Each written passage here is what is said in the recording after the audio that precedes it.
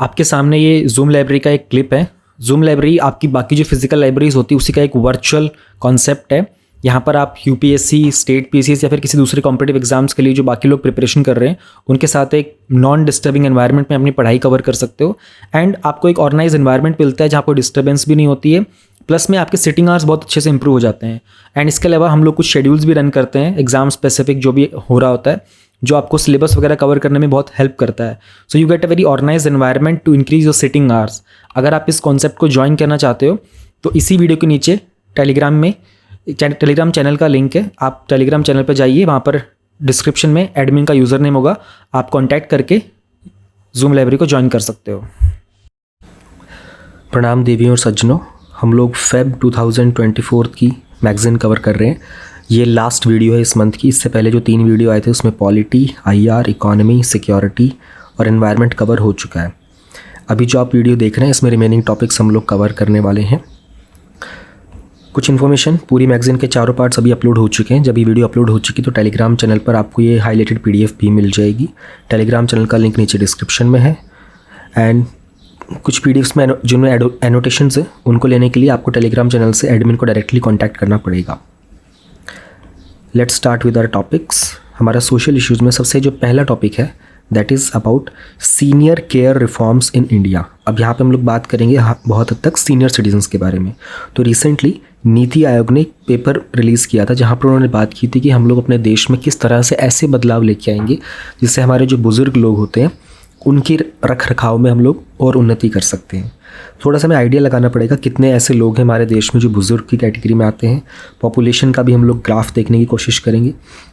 पूरे वर्ल्ड से हम क्या सीख सकते हैं, किस तरह के चैलेंजेस और इश्यूज़ अभी राइट नाउ हमको फेस करने को मिल रहे हैं।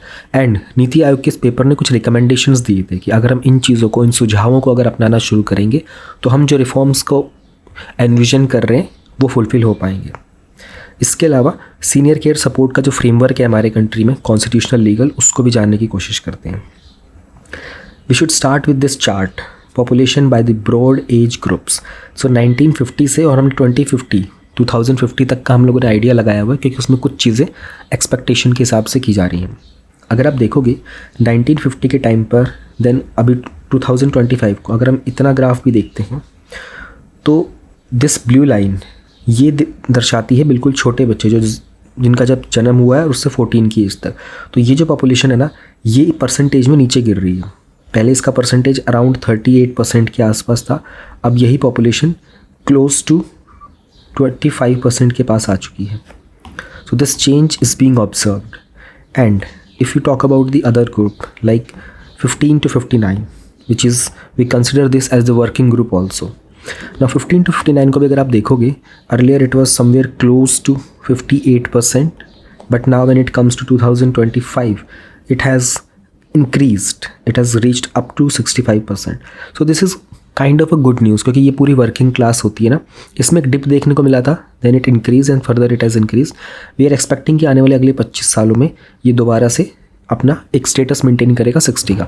So this group has maintain the status so far, अभी तक का सबसे अच्छा स्टेटस अपना मेंटेन किया हुआ है 15 से 59 जो 60 वाला जो ग्रुप है इस ग्रुप ने।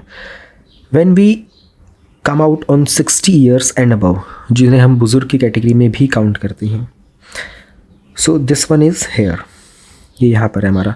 It was somewhere again close to 8% 1950 में। अभी we are looking at this around 14% तक, और वी आर एक्सपेक्टिंग कि ये जो कैटेगरी है ना ये फ्यूचर में इंक्रीज़ हो जाएगी। This will reach up to 20%। So ये 100 साल में ऑलमोस्ट डबल से भी ज़्यादा होने वाला है ना। It is going to be in 100 years, it is going to be more than 100%। 10 का 20% हो जाना मतलब अपने आप में 100% से ऊपर होने वाला है ये। तो this is something which requires critical attention, क्योंकि दिस इज़ वन कैटेगरी जहाँ पर वर्किंग क्लास कम हो जाती है ना। The social status also reduces a little, and उसके लिए हमें काम करना पड़ेगा। तो अगर हम अब डेटा देख लेते हैं प्रॉपरली ग्राफ के अलावा, हम ये कह सकते हैं कि अराउंड 104 मिलियन के आसपास तक की ये पॉपुलेशन है जो ओवरऑल पॉपुलेशन का 10% के आसपास बनती है। इसमें से भी 58% अगर आप देखोगे दीज आर विमेन, महिलाएं हैं, और उस महिलाओं में से 54 ऐसी हैं जो विडोज़ हैं, जो विधवा हैं। अगर हम बात करें जितने भी 10 बुज़ुर्ग हैं उसमें से 10 में से 7 ऐसे हैं जो ग्रामीण क्षेत्रों में, रूरल एरियाज़ में रहते हैं। हेल्थ का, डाइट का, पेंशन का डेटा भी है, बट ये जो मैंने यहाँ पर बताया था ना, जिसको अंडरलाइन किया हुआ है, this you can note down for your exam. आप एग्ज़ाम में हेल्थ, डाइट सब कुछ मेंशन नहीं कर पाएंगे, बट एक बार देख लेते हैं। तो उसमें कहा था कि बहुत सारी क्रॉनिक डिजीज़ भी होती हैं जिनका वृद्ध लोग शिकार हो जाते हैं। तो 75% ऐसे हैं जिनको एक से ज़्यादा अधिक बीमारियाँ हो सकती हैं, और 20% के आसपास को मेंटल हेल्थ इश्यूज़ भी हैं। This sector might increase also in future. If you talk about diet, तो जाहिर सी बात है फूड इनसिक्योरिटी इंक्रीज़ होगी। पेंशन की बात करते हैं तो 78% ऐसे हैं दे do not have a pension. उनके पास कोई मंथली इनकम नहीं होती आफ्टर दे रिटायर, और उनकी जॉब, अगर वो जॉब करना बंद कर देते हैं तो। If you talk about the health care finance, तो ओनली 18% सीनियर्स ऐसे हैं जिनका हेल्थ इंश्योरेंस होता है। Now this is something that needs to be taken care of. अगर आप लोग भी हैं, एक बात ध्यान रखिएगा, 30 की एज के बाद आपका हेल्थ का प्रीमियम बढ़ जाता है। तो 30 का होने से पहले आप लोग अपना, जो भी, कुछ लोग 30 के हो सकते हैं यहाँ पर, कुछ 30 के अबव के होंगे, जो भी 30 से कम के हैं, get your health insurance done. ठीक है, इट इज़ वेरी इंपॉर्टेंट आने वाले टाइम के लिए। बहुत ज़्यादा महंगा नहीं होता है हेल्थ इंश्योरेंस, अपना भी करवा लो और अपने फैमिली का भी करा लो। Now let us look at certain challenges and issues that we face, है ना। वृद्ध लोगों के लिए किस तरह की मुसीबतों का सामना करना पड़ता है। नंबर 1 इज़ हेल्थ, है ना। शारीरिक रूप से व्यक्ति कमज़ोर हो जाता है, तो उसके अलावा हम लोग कैसी कैसी फैसिलिटीज़ उनको प्रोवाइड कर सकते हैं। अब मोस्टली जो एल्डरली लोग होते हैं ना, they remain in an isolated areas, है ना। तो they have reproductive issues, okay, they have maternal, ये जो चीज़ें ये प्रेजेंटली दूसरे एज ग्रुप पर फोकस कर रही है, कम्युनिकेबल डिजीज़, NCDs, है ना। लेकिन जब हम बात करते हैं गेरियाट्रिक केयर वही बोलते हैं, ओल्ड एज केयर को बोलते हैं गेरियाट्रिक केयर, उस पर ये वाले फोकस कम है हमारे। Social domain, again social security की जो स्कीम्स होती हैं, सिर्फ 12% ही ऐसे हैं जिनको पता है कि एक मेंटेनेंस और वेलफेयर ऑफ पेरेंट्स सिटीजन्स का एक एक्ट है ना। एक अन्नपूर्णा स्कीम भी है, सिर्फ 12% people know about this, and out of this 12% hardly there would be a big margin जिसको इसका यूज़ करना भी आता होगा। If you talk about generally जो रूरल अर्बन की इक्वालिटी होती है ना, उसमें जो ग्रामीण क्षेत्र के जो वृद्ध लोग होते हैं ना, उनको मोस्टली चीज़ों के एडवांटेजेस नहीं मिल पाते। देन फीमेल जो होती हैं, है ना, they have poor ageing in comparison to the male, तो they also experience certain inequalities. When we talk about the elderly friendly infrastructure, अब जहाँ भी आप बिल्डिंग्स में जाते हैं, पहले ये चीज़ें नहीं हुआ करती। आजकल जैसे एक देयर वाज अ टाइम जब लिफ्ट भी नहीं हुआ करती थी, 6 मंजिल तक चल के जाना पड़ता था सीढ़ियों से। अब लिफ्ट फैसिलिटीज़ बहुत अच्छी हो गई हैं, लगभग हर जगह पर लिफ्ट होती हैं, घरों में भी लिफ्ट होती हैं अब तो। But there are still particular institutions, infrastructure जहाँ पर एल्डरली के सपोर्ट के लिए, एल्डर लोगों के सपोर्ट के लिए we do not have enough facilities. तो उनकी मोबिलिटी के लिए ना उनको मेंटेन करना ज़रूरी है। If you talk about the economic domain, है ना, पैसा, फाइनेंस, तो लॉन्ग टर्म केयर के लिए ना दे do not have enough savings, that most of them do not have insurance, है ना। नियरली 70% जो है ना वो डिपेंडेंट होते हैं अपनी फैमिली और रिलेटिव्स पर, ओके। फिर ऐसा भी देखा गया है कभी कभी उनको सोशियो इकोनॉमिक लेवल पर फाइनेंशियल अब्यूज़ भी फेस करने को मिलता है। If you talk about the digital domain, तो एक एज वेल फाउंडेशन ने एक सर्वे किया था, उसके हिसाब से 85.8, आप कह सकते हो कि ऑलमोस्ट 86% जो ऐसे थे ना, वो कंप्यूटर के मामले में और डिजिटल गैजेट्स के मामले में ना इलिटरेट है। They have no idea how to use mobile, है ना, और मे बी इनको थोड़ा बहुत आता है फ़ोन रिसीव करना, है ना। पहले तो कीपैड वाले थे, it was comparatively easy, but अब स्क्रीन टच हो गया तो थोड़ा सा उनके लिए मुश्किल भी होता है। तो this is something that needs to be, एक जो गैप है ना डिजिटल डिवाइड वाला in the elderly and the working class, इसको भी ब्रिज करने की ज़रूरत है। फिर ये भी देखा गया था कि ना मोस्टली इस तरह के जो लोग आफ्टर 60 ऑल्सो जो किसी न किसी काम में लग जाते हैं, कोई प्रोफेशन में, कोई जॉब में, तो उसमें भी अधिकतर महिलाएं ही काम करती हैं, and because they considered under valued and under paid also. तो ऐसे मोस्टली उनको लो स्किलफुल जॉब्स ही मिलते हैं। तो ये काफ़ी सारे इश्यूज़ हैं जो देखने को मिले थे। तो इस बात को लेकर के ना, हाँ, नीति आयोग के पेपर ने ना कुछ रिकमेंडेशन दिए। तो उन्होंने कहा कि हेल्थ के लिए ना व्हाट वी कैन डू, हम लोग हेल्थ लिटरेसी स्टार्ट कर सकते हैं सीनियर सिटीजन्स में, है ना, और एक्सेसिबिलिटी बढ़ा सकते हैं, जिसमें हेल्थ कैंप लगाए जाएँ, है ना। घर पे भी उनकी केयर प्रोवाइड की जा सकती है, जो भी नियर बाय हॉस्पिटल्स होंगे।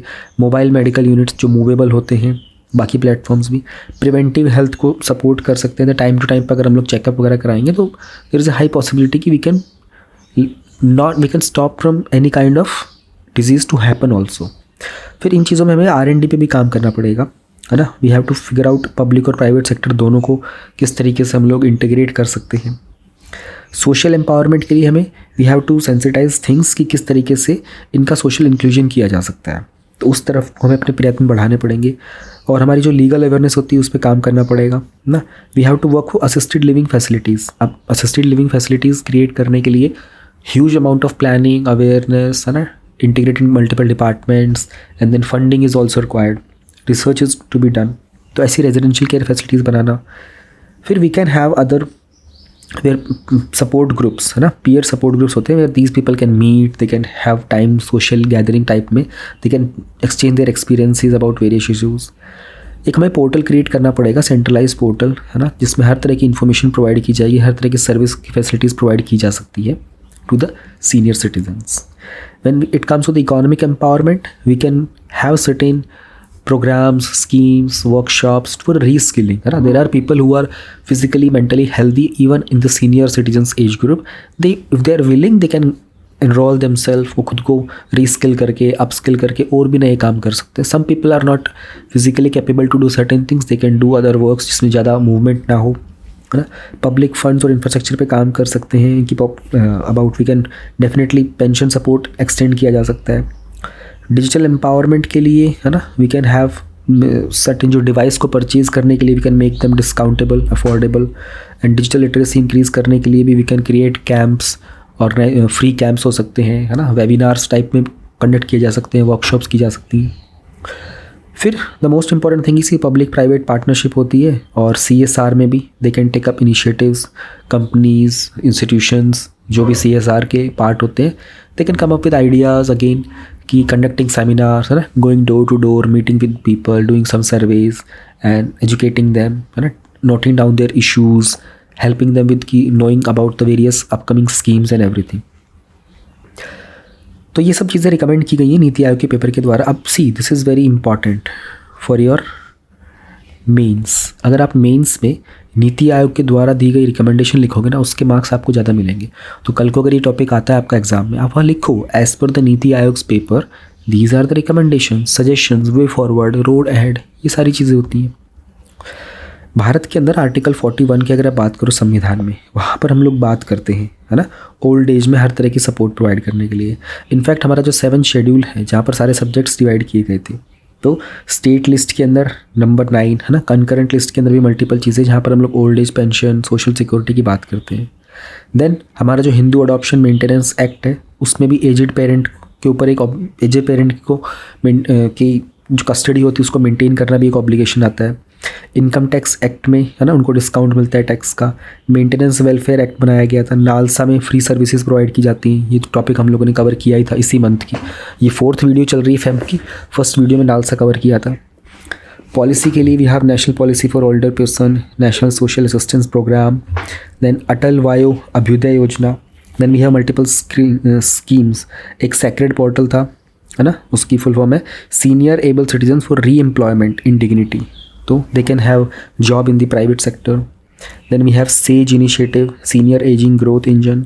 उसके अलावा we have Vayoshreshtha Samman, accessible India campaign, Sugamya Bharat बोलते हैं, राष्ट्रीय वयोश्री योजना। तो multiple steps, initiatives have been taken. We just need to make sure कि people are aware of these and they utilise these facilities. So if this much happens then ये problem जो है ये बहुत हद तक हैंडल हो जाएगी। इसके अलावा दूसरे देशों में भी हैं, जैसे जापान में ना हेल्दी जापान 21 प्रोग्राम था। तो how they can do smart walk, smart diet, smart breath, है ना। यूके के अंदर उन्होंने, उनकी तो यूके का तो नेशनल हेल्थ सर्विस है, very popular scheme is there, तो उसमें free public health care facilities होती हैं। जर्मनी के अंदर प्राइवेट इंश्योरेंस दिया जाता है मोस्टली हेल्थ केयर के लिए। गवर्नमेंट जो होती है सिर्फ उसको प्रमोट करने का और इंटीग्रेट करने का काम करती है। तो फिर ये जो डेटा था ना हमारा कि यहाँ पर इतने लोग they are facing this kind of issues, this will be taken care of. So a very beautiful topic, this will have relevance in your mains exam. UPSC के हैंडी बुकलेट में आपको ये सारा कंटेंट मिलेगा। मैं आपको एक बार सबका सैंपल दिखा देता हूँ, एक एक चीज़ मैं आपको दिखा दूंगा। 900 से ज़्यादा माइंड मैप्स है जो आपको प्रीलिम्स में भी, मेंस में भी, स्टैटिक कंटेंट भी और डायनेमिक भी है। 400 से ज़्यादा मेंस के क्वेश्चन है प्रैक्टिस के लिए। 200 से ज़्यादा निमोनिक्स हैं ताकि आप फैक्ट्स को याद रख सको। कोड्स वगैरह हैं, आंसर राइटिंग की चेकलिस्ट है, डेली प्रोग्रेस ट्रैकर है, टॉपर्स का कुछ डेटा है, 7 शेड्यूल है। प्लस में इसके साथ में आपको 400 से ज़्यादा आंसर राइटिंग के कीवर्ड्स, प्रीवियस ईयर के मेंस के question papers, constitutional articles, modern history timeline, revision pipeline, कुछ हॉट टॉपिक्स की लिस्ट वगैरह, ये सारी चीज़ मैं आपको दिखा देता हूँ and then you can download them from the description of the video. If you talk about the mind maps ना, तो आपको 900 से ज़्यादा माइंड मैप्स मिलेंगे जो आपको प्रीलिम्स एंड मेंस में प्लस में स्टैटिक एंड करंट अफेयर दोनों तरह के टॉपिक्स में आपके लिए यूज़फुल होंगे। जैसे 15 फाइनेंस कमीशन की रिपोर्ट हो गई है, उसके अलावा जैसे गिग वर्कर्स का टॉपिक आपको रिसेंटली मेंस के एग्जाम में भी देखने को मिला था, ग्लोबल बायोडाइवर्सिटी आउटलुक की रिपोर्ट वगैरह के बारे में, GNCTD का जो बिल था इसके ऊपर मेंस में क्वेश्चन आया था रिसेंटली, हेल्थ के डेटा को लेकर तो हर बार क्वेश्चन आता ही है, इंडिया की आर्कटिक एंटार्कटिक पॉलिसीज़ को। तो ये जो माइंड मैप्स है इनके सोर्सेज जनरली जो आपका हिंदी न्यूज़पेपर है, आपका इंडियन एक्सप्रेस का न्यूज़पेपर है, जहाँ से मेजरली क्वेश्चंस बनते हैं, प्लस में सनसेट टीवी के ऊपर जो बहुत सारे डिबेट्स एंड डिस्कशंस होते हैं। सनसेट टीवी वही है जो पहले राज्यसभा टेलीविजन हुआ करता था, उसको बाद में अपडेट कर दिया गया क्योंकि उसमें लोकसभा टीवी को भी मर्ज कर दिया गया। एंड कुछ मेजर जो करंट अफेयर की मैगजीन में आप देखोगे वो लोग भी इन्हीं टॉपिक्स को हिंदू, इंडियन एक्सप्रेस और संसद से ही कवर करते हैं, तो ये टॉपिक आपको वहाँ पर भी रिफ्लेक्ट होते हुए दिखाई देंगे। So these are all the major things जो आपको देखने को मिलेंगी। अब जैसे रेगुलेशन ऑफ NGOs को लेकर के क्वेश्चन था रिसेंटली, पॉपुलेशन कंट्रोल पॉलिसीज़ को लेकर, विमेन इन आर्म्ड फोर्सेज को लेकर, फिर women in judiciary, women in agriculture को लेकर, विमेन रिजर्वेशन बिल को लेकर भी था। ये बहुत सारे क्वेश्चन थे जो रिसेंटली एग्जाम में आपको रिफ्लेक्ट देखने को मिले थे। बायोटेक्नोलॉजी हो गया, CBI वर्सेस स्टेट्स का क्वेश्चन भी आपको देखने को मिला था, कमर्शियल कोल माइनिंग को लेकर, फिर डिजिटल इंडिया को लेकर। दीज वर द क्वेश्चन जो आपको रिसेंटली देखने को मिले थे एग्जाम में। अब अगर हम बात करते हैं कि और क्या कुछ होगा इस माइंड मैप्स के अंदर, तो बहुत सारे डेटा में कुछ और एक्स्ट्रा आपको थोड़े से दिखा देता हूँ। जैसे ऑल इंडिया जुडिशियल सर्विसेज को लेकर के अगर क्वेश्चन बनता है, and then we have ancient ports को लेकर स्टैटिक का कंटेंट है, एनिमल हस्बेंड्री का है, एसेट रिकंस्ट्रक्शन कंपनीज़ को लेकर भी है माइंड मैप, उसमें क्या इश्यूज़ होते हैं, क्या एडवांटेजेस होते हैं, फिर क्या आप वे फॉरवर्ड लिख सकते हो। तो किसी भी टॉपिक में आपको जो कंटेंट पढ़ना होगा आप उसी कंटेंट को पढ़ सकते हो। तो माइंड मैप्स इस चीज़ में बहुत हेल्पफुल है। बाल गंगाधर तिलक हो गया, बिपिन चंद्र पाल हो गया, बुद्धिज़्म को लेकर भी हैं, ये टॉपिक्स आते रहते हैं, तो इनके भी माइंड मैप्स है जो आपको ईजिली चीज़ों को याद करने में मदद कर सकते हैं। कार्नेटिक वॉर्स को लेकर है, उसके बाद जो हमारा कोड आया था लेबर वगैरह कोड्स के, तो उनके सबके जो डिविजन्स थे, direct tax, economic growth, folk music, fishery sector, foreign traveller जो इंडिया में आए थे उन सब के नाम, कौन से ईयर में आए थे, क्या कुछ उन्होंने मेजर कंट्रीब्यूशन किए थे, गांधार स्कूल, ग्रीन बिल्डिंग्स वगैरह, ये सब चीज़ें आपको देखेंगे। कुछ चीज़ें प्रीवियस ईयर क्वेश्चन में आपने देखी होंगी। अगर हम इंटरनेशनल रिलेशंस की बात करते हैं, देन इंडिया अफगानिस्तान के रिलेशनशिप को देख लो, आप इंडिया भूटान देख लो, and then India Bangladesh, India China, India Maldives, India Myanmar, ऐसे बहुत सारे हैं, 900 प्लस है। महात्मा गांधी, लाला लाजपत राय, जैनिज़्म को लेकर, मैरिज को लेकर, और रिसेंटली नेशनल पार्क्स में क्या होता है, वाइल्ड लाइफ सेंचुरीज़ में क्या कुछ होता है, प्रोटेक्टेड एग्रीकल्चर जोन्स क्या होते हैं, मनरेगा के अंदर क्या कुछ रिफॉर्म्स लाए गए, उसमें मनरेगा का भी पार्ट है, सीड इंडस्ट्री, सी लेवल राइज होना, स्कूल्स ऑफ फिलॉसफी जो हम लोग पढ़ते हैं हिस्ट्री में, skill development, soil health scheme को लेकर के, प्रधानमंत्री फसल बीमा योजना हो गया। इतने सारे टॉपिक्स हैं कि जो सब कुछ आपका सिलेबस पॉइंट ऑफ व्यू से, कि कोई भी ऐसी चीज़ ना हो, WTO को लेकर के और उसकी क्या कुछ डेवलपमेंट्स होती रहती हैं। हर बार WTO से एक ना एक क्वेश्चन आता ही आता है प्रीलिम्स में। Self employment, state finances, rules of origin का था, FDI पॉलिसी, राष्ट्रीय कृषि योजना, PM किसान सम्मान निधि वगैरह। So all the content which is directly related to UPSC syllabus जो प्रीलिम्स और मेंस में मिलेगा, स्टैटिक भी है, and then dynamic content is also there. तो यू नो कि आपको टॉपिक में से कौन सी चीज़ पढ़नी, कौन सी इग्नोर करनी, वो वाला पार्ट माइंड मैप से बहुत ईजी हो जाता है। लाइक गगनयान के व्हीकल के बारे में जानना हो, रशियन कनेक्शन क्या है, सिग्निफिकेंस क्या है, तो माइंड मैप से वो चीज़ों को पढ़ना आसान हो जाता है। फिशरी सेक्टर में उसमें इशूज़ क्या चल रहे हैं, वेरियस इंटरवेंशन क्या है, रिसेंटली ड्राफ्ट क्या आया था, इस तरीके से ये जो माइंड मैप्स हैं आपके लिए बहुत हेल्पफुल होते हैं, चीज़ों को आसान कर देते हैं। अब मैं आपको निमोनिक्स दिखाता हूँ। तो निमोनिक्स आपको फैक्चुअल चीज़ें याद करने में बहुत ज़्यादा हेल्प करेंगे, जैसे fundamental duties, rights, keyword, directive principle, schedules of constitution. Polity के तो बहुत ज़्यादा हैं, 8 शेड्यूल, क्विक नोट्स, आर्टिकल्स वगैरह को लेकर, इंडियन स्टेट्स का फॉर्मेशन कैसे हुआ, सोर्सेज क्या थे इंडियन कॉन्स्टिट्यूशन के, रिवर्स और डैम प्रोजेक्ट्स कौन से डिफरेंट स्टेट में, different national parks and wild life sanctuaries है किस स्टेट में, थर्मल पावर प्लांट्स कौन से स्टेट्स में, इनको आपको दिखा देता हूँ और भी आगे जाके। फिर बहुत सारे रैंडम भी है, प्रिंसिपल्स क्या होते हैं जैनिज्म के, Delhi sultanate, first 5 year plans, different countries कौन सी कैस्पियन सी के पास, 7 hills of Rome, 7 fields of rainbow revolution, Malacca strait, Adriatic sea की कंट्रीज़ वगैरह को लेकर। So there are more than 200 mnemonics जो आपको बहुत सारा फैक्चुअल डेटा याद करने में मदद कर सकते हैं, जिन्हें आप अपनी चीज़ों को, अब देखो ऐसा है कि सबकी अपनी अपनी डिमांड होती है, किसी को फंडामेंटल ड्यूटीज़ वैसे ही याद हो जाती हैं, then they don't need to go through them, but किसी को वाइल्ड लाइफ सेंचुरीज याद करने में बहुत प्रॉब्लम होती है, वो इन डेटा को यूज़ कर सकता है एंड अपनी नीड्स के हिसाब से इट्स नॉट नेसेसरी आपको सब चीज़ें याद करनी, जैसे शेड्यूल्स याद करने हैं टीयर्स ऑफ ओल्ड पीएम के, तो ये इजीली अवेलेबल हो जाएंगे। आपको सिटीजनशिप को लेकर के कैसे एक्वायर करना होता है, तो you can use this word brand करके। बहुत सारी चीज़ें अलग अलग हिसाब से 92nd अमेंडमेंट में 8 शेड्यूल में 4 लैंग्वेजेस यूज़ की हुई थी, तो उसमें BDMS आप यूज़ कर सकते हो, BDS डिग्री को यूज़ कर सकते हो। कुछ में तो एक चीज़ के दो आपको निमोनिक्स मिलेंगे, ताकि आपको जो याद करने में आसानी आप वो यूज़ कर सकते हो। तो कंट्री वाइज थे ये बहुत सारे देखोगे। तो रिवर्स और डैम प्रोजेक्ट्स हैं, ओडिशा के अंदर हैं, तो उसका शॉर्टकट है Jalapet is a mechanic in Odisha, Balim who lives in Chile, Maha and Hira speaks Odissi language, तो महानदी और हीराकुंड डैम हो गया। तो रिवर के ऊपर कौन सा डैम है उसके हिसाब से भी देर आर मोर देन 200 जो आपको एग्जाम में बहुत यूजफुल रहेंगे। आंसर राइटिंग करते रहें, बहुत सारे जेन्युइन जो कीवर्ड्स होते हैं ना, जैसे कि आप एक 5 pronged अप्रोच यूज़ करोगे तो आप you can mention unilateral, bilateral, sub regional, इस तरीके से। Then there are certain things like आप 5F मेंशन करना चाहते हो कहीं पर, तो food, feed, fibre, fuel and fine chemicals.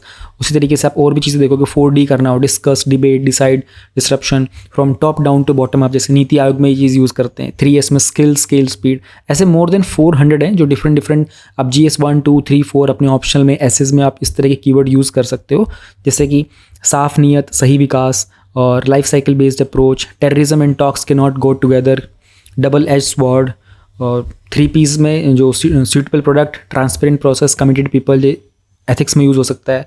5Is में irrigation, investment, infrastructure, insurance, intensification और wishful thinking, corruption is equal to monopoly plus description minus accountability. 3F मतलब फंड, फंक्शन, ये सब करंट अफेयर में भी बहुत कवर होते हैं, तो वहाँ से सब कलेक्ट किए हुए हैं डिफरेंट टॉपर्स के आंसर की कॉपीज़ में से, and then you can use them in your answer writing. Answer writing की अपनी खुद की चेकलिस्ट भी आप यूज़ कर सकते हो। आप इसको जस्ट गेट प्रिंटेड और फिर आप अपनी प्रेजेंटेशन खुद को टिक कर सकते हो कि ठीक है, you have done this part, you have done this part, आपकी हैंड राइटिंग एलिजिबल थी, आपके फैक्ट्स वगैरह थे। इवन आप अपनी ये शीट को प्रिंट करके अपने फ्रेंड को दे सकते हो आपस में, and then your friend can answer it to you कि ठीक है, ये वाली चीज़ तुमने ठीक की थी, और एक दूसरे के आप चेक कर सकते हो। उसी तरीके से क्वेश्चन है बहुत सारे मेंस के क्वेश्चन को प्रैक्टिस करने के लिए, तो कुछ उसमें टर्मिनोलॉजीज़ हैं, तो GS 1, 2, 3, 4 को ऐसे अराउंड 400 से ज़्यादा क्वेश्चन है जो आप प्रैक्टिस कर सकते हो। एग्जैक्टली सेम जो प्रीवियस ईयर क्वेश्चन हैं उन्हीं के थीम्स के ऊपर बेस्ड हैं ये, और इट्स जस्ट वेरी इंपॉर्टेंट कि आप इनको वर्बली डिस्कस कर सकते हो, और exactly same theme, same question और सेम क्वेश्चन के कीवर्ड्स भी होते हैं यहाँ पर use. Then we have this daily progress tracker. Daily progress tracker बड़ी गजब की चीज़ है। ये जिन लोगों को अपनी परफॉर्मेंस ट्रैक करने में दिक्कत होती है ना, प्रायोरिटाइज करने में, क्या करना चाहिए क्या नहीं करना चाहिए, तो ये जब आप डाउनलोड करोगे ना, उसमें आपको पूरा हाउ टू का वीडियो होगा, उसमें आपको एक्जैक्टली दिखाया होगा मैंने कि आपको यहाँ टास्क में क्या एंटर करना। ये मैंने थोड़ा स्क्रीनशॉट लिया था, तो आई थिंक इसकी क्वालिटी थोड़ी सी आपको डिग्रेडेड दिख रही होगी। इसमें होता क्या है ना, यहाँ पर अपना आप टास्क मेंशन करते हो, उस टास्क में आपको क्या करना है वो आप यहाँ मेंशन करते हो, उसका एक टारगेट रखते हो, उसमें आप खुद को मार्क्स देते हो, तो आपकी परसेंटेज आपको डेली पता चलती है, आपको 5 दिन का अपना एवरेज पता चलता है, एंड आपका एक ग्राफ प्रिपेयर होता रहता है यहाँ पर, जैसे कि ये रहा आपके सामने। अब आपने पॉलिटी का कोई काम करना था, आपको चैप्टर 5 करना है 2 घंटे में, टोटल आपको 10 मार्क्स थे, आपने खुद को पूरा कर लिया तो 10 मार्क्स दे दिए। तो आपकी फर्स्ट डे का आपने सारे काम कैसे कैसे किए, कोई काम आपने कम किया तो आपने खुद को 7.5 दिए, कोई काम आपने किया ही नहीं तो आपने 0 छोड़ दिया, तो अकॉर्डिंगली आपकी डेली परसेंटेज आपको पता चलती रहेगी। फिर आपको अपने 5 दिन की एवरेज मिल जाएगी कि आपका 5 दिन का 71% था। इस तरीके से अगर आप डेली का देखोगे 5 दिन का आपका 85% से अगर ऊपर जाएगा ना, तो आपकी प्रिपरेशन सही चल रही है। तो ऐसा ही आपको ग्राफ मिलता रहेगा। अच्छा ठीक है, डे 1 मेरा ठीक था, डे 2 में नीचे आ गया, देन डे 4 में थोड़ा मैंने इंप्रूव किया, डे 5 में मैंने बहुत इंप्रूव किया। ये ट्रैक करने में बहुत हेल्प करता है। जब आप डाउनलोड करोगे ना ये, तो आपको इसकी एक्सेल फाइल भी मिलेगी और आपको इसमें एक हाउ टू की वीडियो मिलेगी 5-7 मिनट्स की। उसमें मैंने एक्जैक्टली बता रखा है कहाँ पे क्या टाइप करके आप इसको ईजिली यूज़ कर सकते हो। सेम से पैटर्न के ऊपर अपना एक रिपीटेशन का पाइपलाइन भी होता है। आप उसमें चीज़ें सोने से पहले आपको क्या करना है, सोते हैं से बाद में आपको क्या रिपीट करना है, ताकि आप भूलो ना। देयर आर मैनी थिंग्स जो आपको एक दिन करनी होती है, दूसरे दिन करनी होती है, सुबह शाम। तो ये भी मैंने एक्जैक्टली हाउ टू वीडियो दिखा रखी है। यहाँ पे बहुत ज़्यादा एक्सप्लेन करूँगा तो टाइम लग जाएगा। यहाँ पे एक सैम्पल सा दिखा रखा है कि ऐसा कुछ आपको मिलेगा, फिर हाउ टू वीडियो से आप इसको एडिट करके अपना टॉपिक सेटअप कर सकते हो। कॉन्स्टिट्यूशनल आर्टिकल्स हैं, बहुत जगह यूज़ करने होते हैं। GS 2 में तो पूरा का पूरा ही यूज़ करना होता है आपको, तो इनको याद करने के लिए आसान से एक फ्री में एक PDF है साथ में, आप बहुत इजीली इसमें सर्च कर सकते हो and you can simply use them. Same तरीके से मॉडर्न हिस्ट्री की टाइमलाइन भी 1800 से नाना फडणवीस की डेथ से लेकर के, ये चीज़ें बहुत हेल्पफुल रहती हैं इवन प्रीलिम्स में, मेंस में याद करने के लिए, फैक्चुअल डेटा मेंशन करने के लिए। प्रीवियस ईयर के मेंस के अगर आप क्वेश्चन देखोगे तो दोनों तरीके से हैं। ये टाइप वाइज हैं, लाइक पहले हिस्ट्री में आर्ट एंड कल्चर के, एंशिएंट के अलग से, और सेम ही आपको आगे मिल जाएंगे। ये 1999 से हैं, तो ये पूरा का पूरा पेपर वाइज है, तो दोनों टाइप के आपको मिल जाएंगे। फिर वो आपकी चॉइस है, आप कैसे यूज़ करना चाहते हो। देन वी हैव कोट्स वगैरह। अब जो कोट्स है ना, उनमें एक चीज़, दो चीज़ देखेंगे, एक तो टाइप वाइज हैं, लाइक एजुकेशन के सारे कोट्स हैं, ठीक है, और फिर है ऑथर वाइज, बेसिकली जो लीडर्स वगैरह थे उनके नाम के, लाइक गांधी जी के सारी कोट्स यहाँ पर हैं, अंबेडकर जी की हैं, अरिस्टोटल वगैरह की हैं। इसमें मैंने डिफरेंट क्या किया है, I have tried to put in bringing the smallest quotes. जैसे कि अगर आप ऑफ्रा विनफ्री की देखोगे तो turn your wounds into wisdom, ये बहुत जगह आप यूज़ कर सकते हो, इवन GS 1 2 3 4 ऐसे में ऑप्शन में कहीं यूज़ कर सकते हो। मैंने कोशिश ये की कि सबसे छोटी वाली जो कोट्स हो सकती है ना मैक्सिमम पॉसिबल, उनको पुटअप करने की, क्योंकि उनको याद करना ईजी होता है। लंबे लंबे कोट्स को ना याद करने में बहुत दिक्कत होती है। देन टॉपर्स का कुछ डेटा है जो आपको बहुत अच्छे से आप इनको ट्रैक कर सकते हो कि यार किस टॉपर के कितने मार्क्स वगैरह कहाँ कहाँ आ रहे थे, तो आपको एग्जैक्टली परफॉर्म कहाँ करना है। तो 2014 से 2021 तक के टॉपर्स का कुछ डेटा है, यू कैन चेक देम कि यार किस टॉपर की परफॉर्मेंस कितनी ऊपर थी, तो किस सब्जेक्ट में मुझे कौन से टॉपर का कौन से नोट्स पढ़ने चाहिए, वो सब आपको मिल जाते हैं। बट आपको थोड़ा डेटा चाहिए होता है। एंड अलॉन्ग विद दिस आपको ये भी पता होना चाहिए कि कौन से ईयर में कितने लोगों ने कितना परफॉर्म किया, कितने सिलेक्शन रेट चल रहा है, उसके अलावा कौन सा एजुकेशन बैकग्राउंड के लोग हैं जिनके सिलेक्शन ज़्यादा हो रहे होते हैं, किस तरह के एग्ज़ाम में कितना एंट्रेंस आ रहा होता है, कौन से ऑप्शनल में सक्सेस रेट कितना चल रहा है। तो ये सब डेटा यहाँ पर है, आप इनको यूज़ कर सकते हो अपनी प्रिपरेशन में, अपनी चीज़ों को प्लान करने के लिए। तो ये आपको एडवांटेज मिलता है। और भी ऐसी 4-5 और फाइल्स हैं, अभी सैम्पल है थोड़ा, तो मैंने कम चीज़ें आपको दिखाई हैं, और भी बहुत कुछ आपको साथ में मिलता है।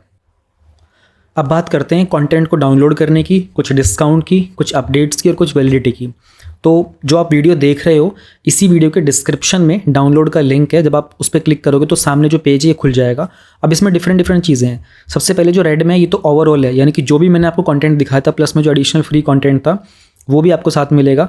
तो ये रेड वाले में ये पूरा का पूरा पैकेज एक साथ है। बट किसी को अगर पूरा पैकेज ना लेना हो, किसी को कुछ सेपरेट चीज़ें लेनी हो, जैसे सिर्फ निमोनिक्स या सिर्फ माइंड मैप या फिर सिर्फ प्रीवियस ईयर पेपर्स टाइप करके, तो वो अलग अलग जो लिंक्स हैं यहाँ से उनको डाउनलोड कर सकते हैं। जो अपडेट्स हैं वो सिर्फ all in one UPSC handy booklet पर ही मिलेंगे, और अपडेट्स की वैलिडिटी 3 मंथ्स की होती है। यानी कि अगर आप आज परचेज करते हो तो आज की डेट से अगले 3 मंथ्स तक अगर कोई अपडेट जनरेट होता है, वैसे जो कंटेंट है वो मोस्टली आपको अपडेटेड ही मिलेगा, बट जस्ट इन केस अगर कोई अपडेट जनरेट होता है, if the creator has, basically this is the description of the creator, तो वो आपको आपके ईमेल पर ही मिल जाएगा। जब आप ये PDF डाउनलोड करोगे ना, तो ये आपको आपके ईमेल पर ही डिलीवर होगा सारा कंटेंट। और आप चाहो तो ये जो कोड है UPSC 50 का, ये यूज़ कर सकते हो। ये सिर्फ आपको UPSC हैंडी बुकलेट पर अवेलेबल होगा, तो आपका जो प्राइस है वो ऑलमोस्ट 50% तक रिड्यूस हो जाएगा। अगर आप चाहो तो दूसरी चीज़ें भी डाउनलोड कर सकते हो।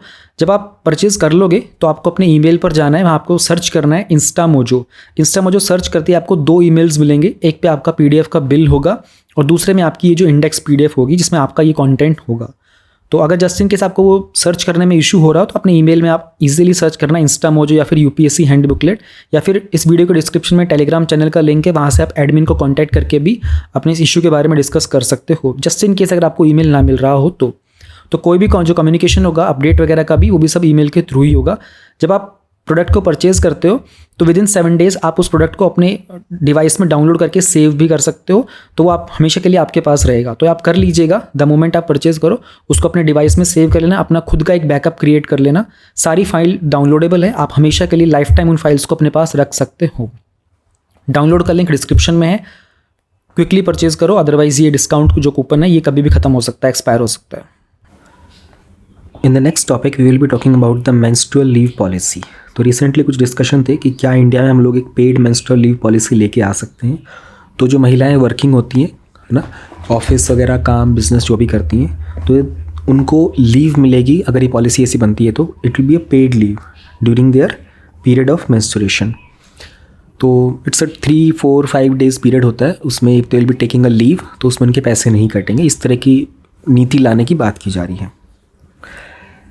तो हमारे फंडामेंटल राइट में जाहिर सी बात है, आर्टिकल 21, आर्टिकल 14, है ना, ये सब बात करते हैं right to life, right to equality की।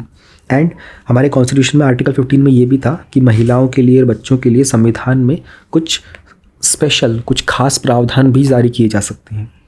फिर ना इस मामले में this is a unique health need, महिलाओं के लिए एक अलग चीज़ है जो पुरुषों के साथ नहीं होता, सिर्फ महिलाओं के साथ होता है। तो इसमें ये डिस्क्रिमिनेशन नहीं होगा, बल्कि ये एक उनको प्रॉपर जस्टिस होगा अगर ऐसी कोई चीज़ आती है। तो बहुत सारे सिम्टम्स होते हैं, क्रैम्प्स होते हैं, है ना, थकावट होती है, और they face other issues as well.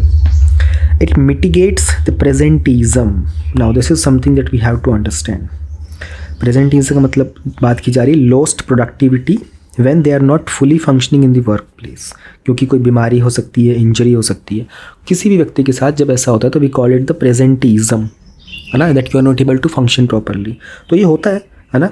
और अगर आप इस तरह की चीज़ें लेके आओगे तो क्या होगा कि मेंस्ट्रुअल टाइम पर फीमेल्स, आपने देखा होगा, could be your sister, could be your mother और anyone around you, your friends also. अगर आप खुद एक फीमेल है तो you have experience this thing. Some females they do not have the painful cramps, some have extremely painful, मतलब it's unbearable for them. वो medicine लेकर के भी, और मेडिसिन से क्या होता है कि आगे फिर इश्यूज़ बन जाते हैं, है ना, in the abdominal region it creates issues. तो मेडिसिन से कितना कंट्रोल करें। Some girls they find their way, वो योगा करती हैं, आसन प्रैक्टिस करके उसको ओवरकम कर लेते हैं। आई नो अ फ्रेंड, उसने अपना कुछ दिनों तक प्रैक्टिस कर करके बहुत सही स्ट्रेंथ मेंटेन कर ली, उसको पेन नहीं होता। But it's not with everyone ना, खास करके जो वर्किंग फीमेल्स होती हैं उनके पास टाइम ही नहीं होता, उनको अपना पर्सनल चीज़ें देखनी है, फैमिली का देखना है ना, अपना वर्क का भी देखना है, घर का भी देखना है, so many things are there. उस पर से ये एक साइकिल वाली प्रॉब्लम हो रहा है। तो इस चीज़ को ध्यान में, उसके कारण क्या होता है कि वो अपनी परेशानी उनकी बढ़ जाती है, उनके कारण जो काम करती हैं वो भी नहीं हो पाता। But if this kind of paid leaves are given to them, they can rest, और उसके बाद उनकी जो वो काम जो मिस हुआ था उसमें प्रोडक्टिविटी एक्चुअल में इंक्रीज़ हो जाएगी, है ना। तो पॉजिटिव वर्क एनवायरनमेंट क्रिएट होगा। एंड महिलाओं की स्वास्थ्य को लेकर, विमेन की हेल्थ को लेकर के ना एक डिस्कशन रहता है, उसमें डीस्टिग्मेटाइज करना है। देयर इज़ अ स्टिग्मा कि यार ओ क्या ऐसी क्या बात होगी, इतनी क्या ज़रूरत होती है। नहीं, वो बात सही है। There is a unique need of females for this thing. India में इस तरह की लीव की पॉलिसी की अगर हम बात करें तो अभी तक हमारा ऐसा कोई कानून है नहीं, है ना। We have no centralise direction for this thing. 2023 में एक ड्राफ्ट हुआ था मेंस्ट्रुअल हाइजीन पॉलिसी को लेकर के, है ना। एंड इसके अलावा हमारे पास एक बिल है 2022 का, the right of women to menstrual leave and free access to menstrual health products. तो ये प्राइवेट मेंबर का बिल था, ओके। स्टेट लेवल पर 1992 में बिहार गवर्नमेंट ने एक पॉलिसी को इंट्रोड्यूस करने की बात की थी, जिसमें महीने में 2 दिन की पेड लीव उनको मिलेगी। 2023 में केरला गवर्नमेंट ने भी मेंस्ट्रुअल लीव प्रोवाइड किया था फीमेल स्टूडेंट्स को, जो कि स्टेट यूनिवर्सिटीज़ में हो। उसके अलावा जोमेटो, स्विगी, बायजूस वगैरह ये सब पेड मेंस्ट्रुएशन लीव देते हैं। तो इससे क्या होता है कि ना, इंडस्ट्री में एक स्टैंडर्ड सेट हो रहा है कि females would prefer to go into these industries to work, है ना, because they take care of their employees, इस तरह से। तो इस तरह की चीज़ों को फैसिलिटी प्रोवाइड करने में कुछ चैलेंजेस भी आते हैं, है ना। वर्क प्लेस में डिस्क्रिमिनेशन की भावना हो सकती है ना। जो बहुत सारे रिक्रूटर्स होते हैं ना, उनकी हायरिंग डिसीजंस पर भी ये इम्पैक्ट करेगा। उनको लगेगा कि अरे यार, फीमेल्स को क्यों हायर करना है, इनको बार बार हमें पेड लीव देनी पड़ेगी, हमारी प्रोडक्टिविटी डाउन जाएगी। तो ऐसा रिक्रूटर सोच भी सकते हैं। प्रमोशंस के मामले में भी वो इनको प्रायोरिटी नहीं देंगे महिलाओं को, रीज़न भी ये सोचेंगे कि अरे यार, इनको प्रमोशन दो। तो ये ऐसे विचार होते हैं लोगों के। तो ये चैलेंज है, इसको हमें हैंडल करना है। तो बायसनेस क्रिएट हो सकती है, भेदभाव। Then there are certain sexist believes and attitudes, है ना। बहुत सारी चीज़ें होती हैं, उसमें बात करते हैं कि वाई, बिकॉज जनरली एक भावना ऐसी प्रकट की जाती है कि अरे महिलाओं को क्यों काम करवाना है ना, बार बार उनको ये फैसिलिटी का ध्यान रखो, उसका ये ध्यान रखो, इनके इमोशंस का, इनके फिजिकल का, इनके मेंटल साइकिल का, इनका इसका ध्यान रखो। देन सर्टेन पीपल से कि अरे तुम रहने दो ना, क्यों काम करना है। ऐसा होता आया था इतिहास, बट अब समय बदल गया है। पीपल हैव रियलाइज, है ना, people are becoming more aware, educated. Then there is resentment among the employees. Resentment मतलब थोड़ा सा एक अपोजिंग फोर्स है, एक आप इसको रिसेंटमेंट को रेजिस्टेंस भी अज्यूम कर सकते हो, है ना। ऐसा लगता है कि लोगों को कि कामकाज रुक सकता है ना। दूसरे जो एम्प्लॉयज़ होंगे, टीम के दूसरे मेंबर्स पर वर्कलोड बढ़ जाएगा, है ना। और दूसरे लोगों को लगता है कि हमें तो कोई भी सिमिलर ऐसा बेनिफिट नहीं मिल रहा है। Then why is it happening कि सिर्फ महिलाओं को इस तरह के बेनिफिट मिलेंगे। So it happens. Financial strain होता है ना। एडिशनल लीव बेनिफिट अगर आप दोगे तो ऑपरेशनल कॉस्ट, बजट, प्रॉफिटेबिलिटी, ये सब पर फ़र्क तो पड़ता ही है कहीं ना कहीं। फिर ये चीज़ इनफॉर्मल सेक्टर में कैसे इम्प्लीमेंट की जाएगी, जहाँ पर फ्रीलांसर्स होते हैं, गिग वर्कर्स होते हैं, उनको कैसे ये फ़ायदा पहुँचेगा। कभी कभी ऐसा भी होता है कि महिलाएं खुद ही इस बात में थोड़ा सा हिचकती हैं कि हमें इतना बेनिफिट देंगे, हम डिमांड करनी चाहिए नहीं करनी चाहिए। आपको पता होना चाहिए, दिल्ली में जब बसेस में और मेट्रो में फ्री ट्रैवल की जो पॉलिसी आई थी फीमेल्स के लिए, उसमें भी बहुत सारी महिलाओं ने इस बात को रजिस्ट किया था कि नहीं, वी डू नॉट थिंक कि हमें वो बेनिफिट मिलना चाहिए। तो ऐसा दोनों तरफ होता है। तो करें क्या, है ना। उससे पहले ही जान लेते हैं कि ग्लोबली जापान में 1947 में उन्होंने अपने लेबर लॉ में ये चीज़ ऐड कर दी थी, पर आप रिक्वेस्ट करोगे तो आपको पेड लीव मिल जाएगी। साउथ कोरिया में 2001 में मंथली उनका साइकोलॉजिकल लीव होता है ना। तो हर महीने महिला को 1 दिन की लीव मिलती है। इंडोनेशिया में 2003 से ही they have first 2 days of their cycle जो होता है उसमें उनको लीव मिलता है। बाकी कुछ कंट्रीज़ हैं, Zambia, Vietnam, Taiwan. If you look at this countries ना, आप इसमें फोकस देखना, Indonesia, south Korea, Japan, Zambia को देखते हैं, चलो छोड़ो, वियतनाम, ताइवान। फोकस देखोगे ना, एशियन कंट्रीज़ है मोस्टली। तो Asian countries have paid attention to this particular aspect. इस बात को ध्यान रखना, ठीक है। आगे हम क्या कर सकते हैं ना, हम लोग ऐसी पॉलिसीज़ में प्राइवेट फर्म्स को पहले इंसेंटिवाइज कर सकते हैं, है ना। हम we can look for alternatives. और क्या चीज़ें हो सकती हैं, मे बी पेड लीव अगर नहीं हो पा रही तो उस दिन के लिए वर्क फ्रॉम होम दे दो, है ना। या फिर कुछ वर्क शेड्यूल्स में थोड़ा कस्टमाइज़ कर दो कि भाई may be half an hour, 1 hour, 3 hour, 4 hour, ऐसा कुछ कर दो। Something new alternate can be planned also. फिर वर्क एनवायरनमेंट थोड़ा ऐसा होना चाहिए जहाँ पर हाइजीनिक फैसिलिटीज़ होनी चाहिए, और उसके अलावा सैनिटरी पैड्स की फैसिलिटी, है ना। देन टेम्पॉन्स, हीटिंग पैड्स, ये मल्टीपल रिक्वायरमेंट्स होती हैं। तो these things can be provided, है ना, these facilities can be created. इसके अलावा लोगों को थोड़ा जागरूक करना पड़ेगा एजुकेशन अवेयरनेस के साथ about the menstrual health and hygiene. There are still people who are not aware कि what happens in the menstruation, है ना। Then there are so many doubts. एक हेल्दी वर्क कल्चर को क्रिएट करने की ज़रूरत है ना। Sick parental vacation leave policies में बनाने की ज़रूरत है वर्कर की नीड्स पर। तो नॉट जस्ट मेंस्ट्रुअल थिंग, हमें बाकी एस्पेक्ट्स को भी कंसिडर करना पड़ेगा, और कौन से डायमेंशन है जहाँ पर ये चीज़ें ध्यान में रखने की ज़रूरत है। So again it's a beautiful topic, it's a sensitive topic, और ये विमेन स्पेसिफिक टॉपिक्स होते हैं तो मेंस में इनकी रेलेवेंस हो जाती है बिल्कुल। एंड जनरली क्या हो सकता है ना, इस तरह के टॉपिक में ना they can have questions in interview also. आपको इफ़ यू आर मेल तो यूपीएससी में कोई इंटरव्यू होगा, वो आपसे पूछेगा कि you are a male, what do you think कि मेंस्ट्रुअल में लीव पॉलिसी होनी चाहिए का पेड की। यू बीइंग अ बॉय, आपको क्या लगता है कि अगर आपके साथ में कोई कलीग होगा, फीमेल है, she is getting a leave and that is also paid, how will you respond to this situation. तो वो आपको ना ट्रिकी सिचुएशन कभी कभी दे सकते हैं, ठीक है, just to try to understand कि आपकी मैंटेलिटी कैसी है। वो भी जब उनको कभी लगेगा डाउट तो ही ऐसे, वरना नहीं। बाकी हाँ, थोड़ा आपको पता रहेगा तो it becomes little easy for you to understand. So it's a beautiful topic and something very important. Not even अगर एग्जाम में ये आए ना है, बट ऐसे एक जनरल अवेयरनेस के लिए भी आपको पता होना चाहिए अबाउट दिस इसमें सिर्फ फिजिकल प्रॉब्लम नहीं होती है, this has impact on emotions as well. तो शरीर में इतनी तकलीफ हो जाती है दर्द वगैरह के कारण, और so much of blood flow happens, weakness भी बहुत आती है। तो वो वाले सेक्शंस फैक्टर यहाँ पे मेंशन नहीं किए गए क्योंकि यहाँ पर लीव की बात ज़्यादा की जा रही थी। But when it comes to these 3-4 days, तो it not just physical pain, sometimes there are weakness, there emotional turbulence also. तो everything has to be consider, सब चीज़ों को बैलेंस में लाने की ज़रूरत है। Now we have the topic of surrogacy regulation amendment rules 2024। इसमें ना ये हमने भी रिसेंटली किया था, तो वी कवर्ड दिस इन नवंबर 2023 की जो मैगज़ीन थी। टॉपिक नंबर 6.5 है। मैं इस टॉपिक को यहाँ पर नहीं पढ़ना चाहूँगा क्योंकि इस साल में 5 बार पढ़ते हैं हम, तो इस बारी के लिए मैं इसको इग्नोर करूँगा। इसमें केवल एकमात्र अपडेट जो हमें देखने को मिलेगा वो ये है, देखो अक्टूबर 2023 में हल्का सा अपडेट दे देता हूँ, ठीक है, जो अपडेट है वो बता देता हूँ। अक्टूबर 2023 में सुप्रीम कोर्ट ने केस में एक महिला को अलाउ किया था कि जिस महिला को ये वाला एक सिंड्रोम था, MRKH सिंड्रोम था, कि भाई आपकी सरोगेसी हो सकती है डोनर एग के साथ, ठीक है। अभी जो रिसेंट अमेंडमेंट है 2024 का सरोगेसी रूल्स के अंदर उन्होंने अलाउ कर दिया surrogacy using a donor gamete, ठीक है। इतना सा अपडेट है इस टॉपिक में। बाकी पूरा का पूरा ये जो ये एक्ट है पूरा हर बार पढ़ते आ रहे हैं, ये मतलब 5 बार भी नहीं, शायद मैं 10 बार 15 बार पढ़ा चुका हूँ। ये टॉपिक मुझे रटा हुआ है पूरा का पूरा, ये आंखें बंद करके बता सकता है इसको मैं। तो इसके लिए मैं इसको यहाँ पर इग्नोर करूँगा ताकि समय बचे। जिनको पढ़ना है वो नवंबर वाली प्लेलिस्ट में जाओ, नवंबर की मैगज़ीन खोलो, उसमें सोचो सब कुछ लिखा हुआ है, एकदम डायरेक्टेड है। टॉपिक नंबर 6.5 था, वहाँ पे आप पढ़ सकते हो उसको। In the 6.4 we will talk about national Ayush mission. तो एक रिपोर्ट आई थी नेशनल आयुष मिशन की, जिसको एक पार्लियामेंट की स्टैंडिंग कमेटी ने रिलीज़ किया था। 2014 में मिनिस्ट्री ऑफ आयुष एक सेंट्रली स्पॉन्सर्ड स्कीम लेके आता है, जिसमें हम लोगों ने बात की थी कि भारत का जो ट्रेडिशनल मेडिकल सिस्टम था ना, उसको भी प्रोपेगेट करेंगे और लोगों को एजुकेट भी करेंगे, बहुत सारी चीज़ें थी।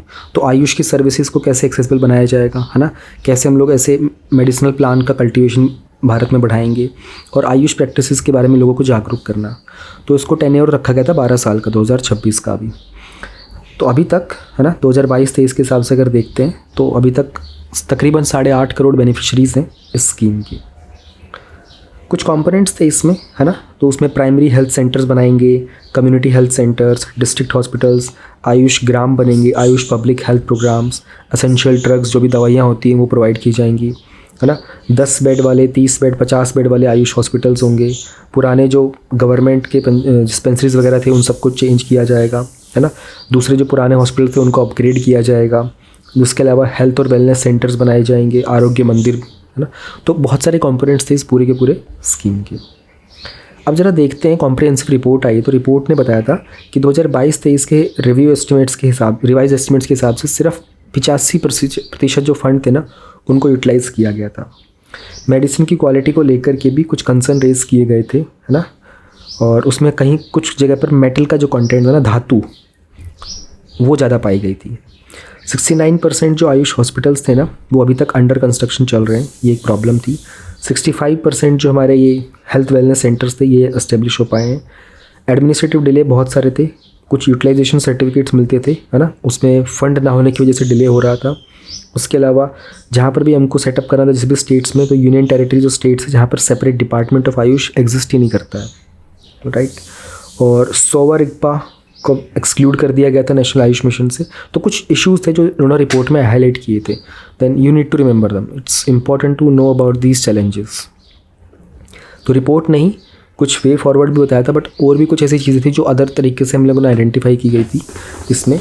जैसे कि लोगों ने ना इसको अच्छे से एक्सेप्ट नहीं किया था, लोगों में जागरूकता नहीं है कि आयुष फैसिलिटीज़, मेडिकल ट्रीटमेंट्स को भी बढ़ावा दिया जाना चाहिए। अभी तक जितने भी जो एजुकेशन प्रोवाइड की जा रही है और जो प्रैक्टिशनर्स हैं आयुष के, उनकी क्वालिटी में वो बात नहीं है, the poor quality still exist. Then there are issues with the medicines, है ना, उनकी हीलिंग कंपैरेटिवली स्लो होती है। एलोपैथिक वाले की जो हीलिंग होती है वो फास्ट होती है।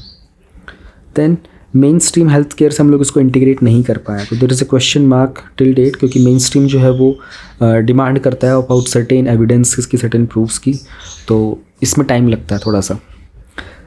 एंड अभी तक इस प्रैक्टिसेस के ऊपर ना क्वालिटी रिसर्च नहीं हो पाया है, तो इस पर भी काम तो चल तो रहा है। I read a news an article, China के लिए जो ट्रेडिशनल मेडिसिन, चाइनीज़ की जो पॉलिसी थी ना, उससे हम कुछ सीख सकते हैं। उन्होंने क्या किया था ना, उन्होंने इसको अपना इंश्योरेंस कवरेज का पार्ट भी बना दिया था एसेंशियल मेडिसिन के साथ साथ।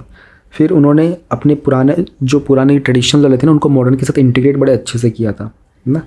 यूनिवर्सिटीज़ के अंदर और बहुत सारे प्रोग्राम्स उन्होंने इंट्रोड्यूस किए थे। देन उन्होंने एकेडमिक इंस्टीट्यूशंस के अंदर एजुकेशन रिसर्च पे बहुत फोकस किया था। तो दीज आर सर्टेन थिंग्स जो हम उनसे सीख सकते हैं। रिपोर्ट ने कुछ रिकमेंडेशन दिया, उन्होंने कहा कि क्वालिटी कंट्रोल पे ज़्यादा फोकस करो, we need to bring some standards about these things, है ना। आयुष के बारे में स्टैंडर्ड्स होने चाहिए ताकि फॉलो किए जाए। हमारे पास ऐसी लैब्स होनी चाहिए जहाँ पर टेस्टिंग प्रोटोकॉल्स मजबूत हों, सिस्टम जो कि यूज़र फ्रेंडली होने चाहिए। मार्केटिंग करने के बाद हमारा सर्वेलेंस होना चाहिए ना, मॉनिटर भी तो करें कि ये चीज़ें सेफ़ हैं, एफिशिएंट हैं या नहीं। और WHO से कुछ बेंचमार्क्स के साथ हम लोग we can synchronise them, harmonise कर सकते हैं। फिर इस चीज़ में ना एविडेंस बेस्ड प्रैक्टिस है ये कि इसके सबूत हैं, है ना, टेस्ट किए गए और वो काम भी कर रहे हैं। इस चीज़ की टेस्टिंग पर टाइम लगाना पड़ेगा, तो फंडिंग चाहिए उसके लिए, क्लिनिकल रिसर्च के लिए, है ना। देन आयुष को और एलोपैथी को आपस में कोलैबोरेट कैसे करवा सकते हैं। लोकल हेल्थ सेंटर से हम लोग पेशेंट का डेटा लेकर के उसमें एपिडेमियोलॉजिकल स्टडीज़ कर सकते हैं। इंटीग्रेशन में गैप देखने को मिल रहा है, तो उसके लिए कुछ प्रोटोकॉल्स हैं, है ना, कुछ रेफरल पाथवे से दोनों के ऊपर काम किया जाएगा तो इंटीग्रेशन हो जाएगा। कैसे हम इसको प्राइमरी हेल्थ सेंटर्स के थ्रू प्राइमरी हेल्थ केयर में इंट्रोड्यूस कर सकते हैं। फिर डिलेज़ आ रहे थे, हम लोगों ने देखा था बहुत सारे डिलेज़ का भी ऑप्शन प्रॉब्लम दिखाई गई थी, how can we overcome them. तो ये सब रिकमेंडेशन देगी, आप इन चीज़ों पर फोकस करो। Once these things are done we will be able to fully enjoy this mission, fully integrate this mission with the modern facilities. Consumer में कॉन्फिडेंस, जो भी उपभोक्ता है ना, उनमें एक विश्वास आना चाहिए कि भाई ये जो चीज़ें प्रोवाइड की जा रही हैं काम की हैं। तो लोगों में जागरूकता के लिए कैंपेन्स रन किए जा सकते हैं, है ना, एडवर्टाइजमेंट किया जा सकता है पेशेंट एजुकेशन के ऊपर, जिनका फ़ायदा हुआ जिन लोगों का, दे can come up with testimonials, alright. और एजुकेशन के लिए हम लोग इस चीज़ को बढ़ावा दे सकते हैं। तो it's more about evidence based things are remaining. उसके बाद integration will be, once integration happens the mission will be a success. So again, this is very very important for your prelims as well as your mains, both. In the topic number 6.5 we will talk about AISHE, All India Survey आया higher education का for the year 2021 and 22. This is released by Ministry of Education and शुरुआत इसकी 2011 में हुई थी। जो हमारा 12th 5 year plan था उस टाइम ये कंडक्ट किया गया था। एक स्कीम थी HESPIS, higher education statistics and public information system, उसके तहत। तो जो भी हमारे इंस्टीट्यूशंस होते हैं जहाँ पर हायर एजुकेशन दी जाती है उन सबको ही कवर करता है। एंड पहली बार इसके अंदर जो भी मेजर स्टॉक होल्डर्स थे ना, जैसे UGC, AITC, medical council of India, state governments, सबने अपना डेटा सबमिट किया है। तो इलेक्ट्रॉनिक मोड में होता है ना, इसके लिए एक अलग से पोर्टल भी बनाया गया है।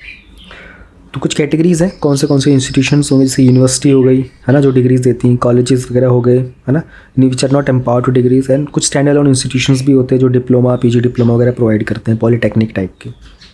हमारे लिए इम्पॉर्टेंट जो है वो है ये डेटा जो आपको एग्ज़ाम में काम आएगा, मल्टीपल जगह पे काम आएगा आपको।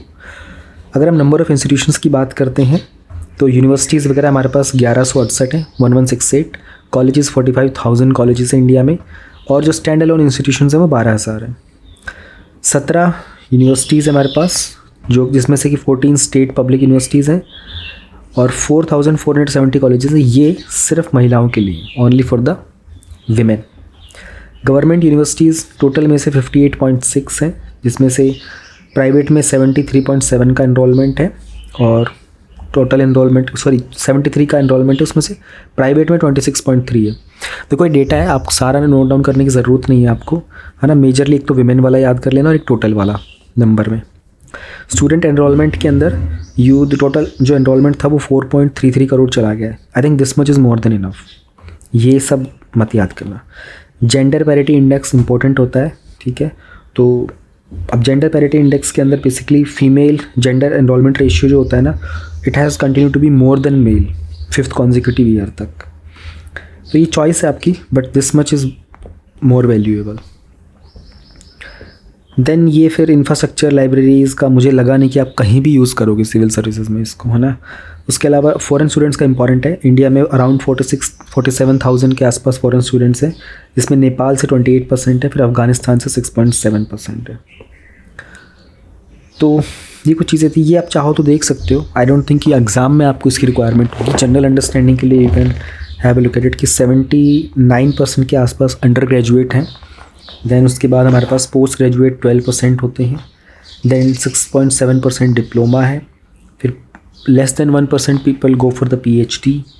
देन अराउंड 1% इंटीग्रेटेड है, PG डिप्लोमा है। MPhil is very very less, 0.02। Certification is also very very less. So undergraduate बहुत ज़्यादा है भारत के अंदर। एक चीज़ होती है उसको बोलते हैं एक्रेडिटेशन, है ना। तो गवर्नमेंट क्या करती है, गवर्नमेंट एक तरीके से मैं कहूँ तो पूरी रेटिंग, ग्रेडिंग कह सकते हो आप इसको आसान भाषा में। तो डॉक्टर राधाकृष्ण कमेटी के द्वारा मिनिस्ट्री ऑफ एजुकेशन ने कुछ इस पूरे प्रोसेस के अंदर रिफॉर्म्स एक्सेप्ट किए थे। इन 2020 this committee was formed, okay. तो क्वालिटी ऑफ एजुकेशन को इम्प्रूव करने के लिए, जैसे UGC का एक्रेडिटेशन होता है ना, NAC का होता है, और भी बहुत सारी एजेंसीज़ होती हैं। तो कमेटी ने कुछ कहा था, उन्होंने कहा था कि आप कंपोजिट असेसमेंट सिस्टम बना लो, ठीक है, और बाइनरी एक्रेडिटेशन करो, ठीक है। या तो आपको एक्रेडिट किया गया या फिर नहीं किया गया, येस या नो में रखो उसको, ऊपर नीचे मत करो कि येस वाले में 4 कैटेगरी, नो वाले में 4 कैटेगरी। इधर इट इज़ येस, इधर इट इज़ नो। तो अगले 4 महीने के अंदर उन्होंने इम्प्लीमेंट करने का सोचा है।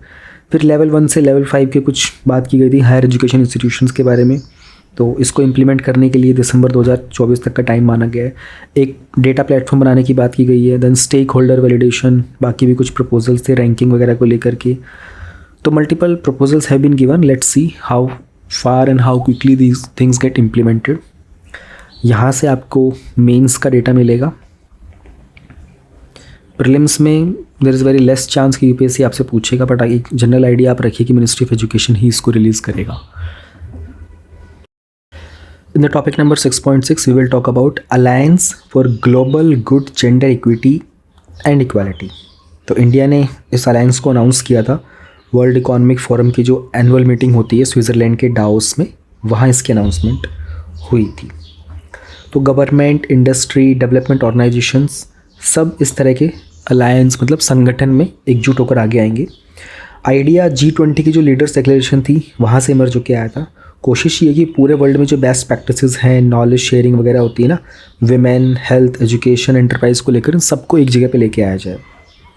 तो इसमें वर्ल्ड इकोनॉमिक फोरम है, इन्वेस्ट इंडिया है, bill and Melinda Gates foundation है, CII for centre for women leadership भी है।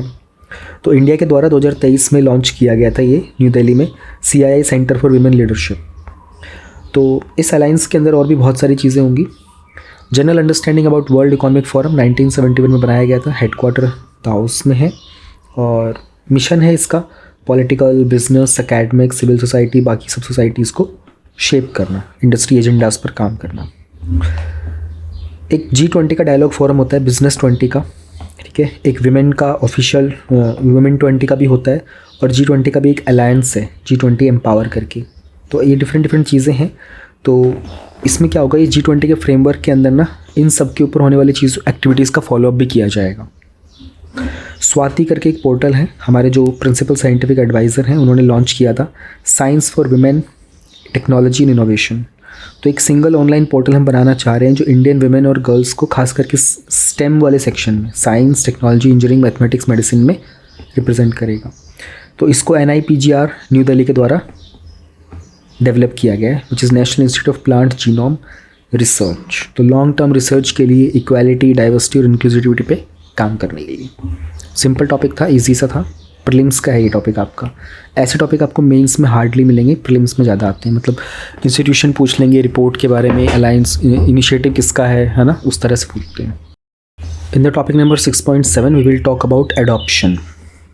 तो उसमें न्यूज़ इन शॉर्ट के पहले वाले में हम लोग बात करेंगे। दिल्ली हाई कोर्ट ने कहा कि right to adopt children is not a fundamental right under article 21। तो ये बात आप याद रखिएगा, ऑलराइट। इस तरह की चीज़ें, ये प्रीलिम्स का स्टेटमेंट हो सकता है, ठीक है। तो ये फैक्चुअल इन्फॉर्मेशन है, प्रीलिम्स के लिए बड़ी महत्वपूर्ण होती है, ऑलराइट। फिर कुछ एक एक्ट है हमारे पास। एक्ट तो क्या है, बेसिकली कुछ पेरेंट्स के लिए गाइडलाइंस वगैरह भी होती हैं। तो जो अडॉप्शन के रेगुलेशंस है ना 2022 के, उसके तहत इसको देख लेना। रेगुलेशन 5 का क्लॉज 7 कहता है, कपल, ऐसे कोई जोड़ा जिसका 2 या फिर 2 से ज़्यादा बायोलॉजिकल चिल्ड्रन हो, वो सिर्फ स्पेशल नीड वाले बच्चों को ही अडॉप्ट कर सकते हैं, ठीक है। रेगुलेशन एक और भी है 5, उसका क्लॉज 2 कहता है, मैरिड कपल, ठीक है, जिसमें दोनों स्पाउसेस का कंसेंट हो, सिंगल फीमेल किसी भी जेंडर के बच्चे को अडॉप्ट कर सकती है। सिंगल मेल जो होता है ना, वो गर्ल चाइल्ड को अडॉप्ट नहीं कर सकता। ये कुछ कंडीशंस मेंशन हैं। एक हमारा जस्टिस जुवेनाइल एक्ट है 2015 का, 2021 में अमेंडमेंट किया था। ये बहुत ही महत्वपूर्ण एक्ट है। इसमें बात की गई थी कि किस तरीके से आप अडॉप्शन करते हो ऑर्फन, अबैंडन्ड और सरेंडर चाइल्ड का। देन अडॉप्शन को लेकर के हमारा हिंदू अडॉप्शन मेंटेनेंस एक्ट भी है 1956 का, वो भी गवर्न करता है। कारा बहुत इंपॉर्टेंट है। कारा एक अथॉरिटी मिनिस्ट्री ऑफ वुमेन के अंडर जो इस पूरे के पूरे सिस्टम को ऑथराइज़ करती है, तो रेगुलेट करना कंट्री में, और इंटर कंट्री अडॉप्शंस भी, एक देश से दूसरे देश में भी। घर portal, go home and reunite, NCPCR national commission for protection of child right के द्वारा लॉन्च किया गया था, फॉर चिल्ड्रंस रिस्टोरेशन एंड रीपैट्रिएशन, ठीक है। तो NCPCR चिल्ड्रन राइट्स के लिए काम करता है। 2005 का जो हमारा CPCR एक्ट था उसके अंदर बनाया गया था। एक चेयरपर्सन है इसमें, और जो पॉक्सो एक्ट की रिस्पॉन्सिबिलिटीज़ हैं वो भी NCPCR के अंडर हैं। बेसिक फैक्चुअल इन्फॉर्मेशंस हैं ये चीज़ें, है ना, ये आपके प्रीलिम्स के लिए बहुत महत्वपूर्ण है। मिनिस्ट्री ऑफ एजुकेशन का AICT इन्वेस्टर नेटवर्क है। ये AICT के द्वारा और मिनिस्ट्री ऑफ एजुकेशन के इनोवेशन सेल के द्वारा लॉन्च किया गया था। तो स्टूडेंट्स, फैकल्टी, इन्वेस्टर्स वगैरह के लिए एक प्लेटफॉर्म बनाया गया है। SSPCA support to students for participating in competitions abroad. तो AICT इन्हें लॉन्च किया था कि इंडिया में जो स्टूडेंट्स हैं उनके लिए ग्लोबल कॉम्पिटिटिवनेस को कैसे हम लोग इंक्रीज़ कर सकते हैं। तो उसमें ट्रैवल असिस्टेंस वगैरह प्रोवाइड करना, है ना, टेक्निकल एजुकेशन में किसको एनरोल करना है, किसको नहीं करना है, उन सब के लिए तो ग्रांट किया जाएगा। हर बच्चे को लगभग 1 लाख रुपए इसके लिए मिलेंगे। कर्नाटक गवर्नमेंट ने डिजिटल डिटॉक्स का इनिशिएटिव लॉन्च किया था, है ना। तो AIGDF और निमहंस है, all India game developers fund के द्वारा। तो बहुत सारे बच्चे जो मोबाइल, लैपटॉप, इलेक्ट्रॉनिक डिवाइस पर समय बिताते हैं, तो उनकी अवेयरनेस वगैरह में बहुत फ़र्क पड़ता है, जिसके कारण मेंटल हेल्थ चैलेंजेस भी आते हैं, अटेंशन स्पैन कम हो जाता है। इसके लिए उन्होंने डिटॉक्स इनिशिएटिव लॉन्च किया था। छोटा सा था न्यूज़ इन शॉर्ट, हमारा यहाँ पे ख़त्म होता है।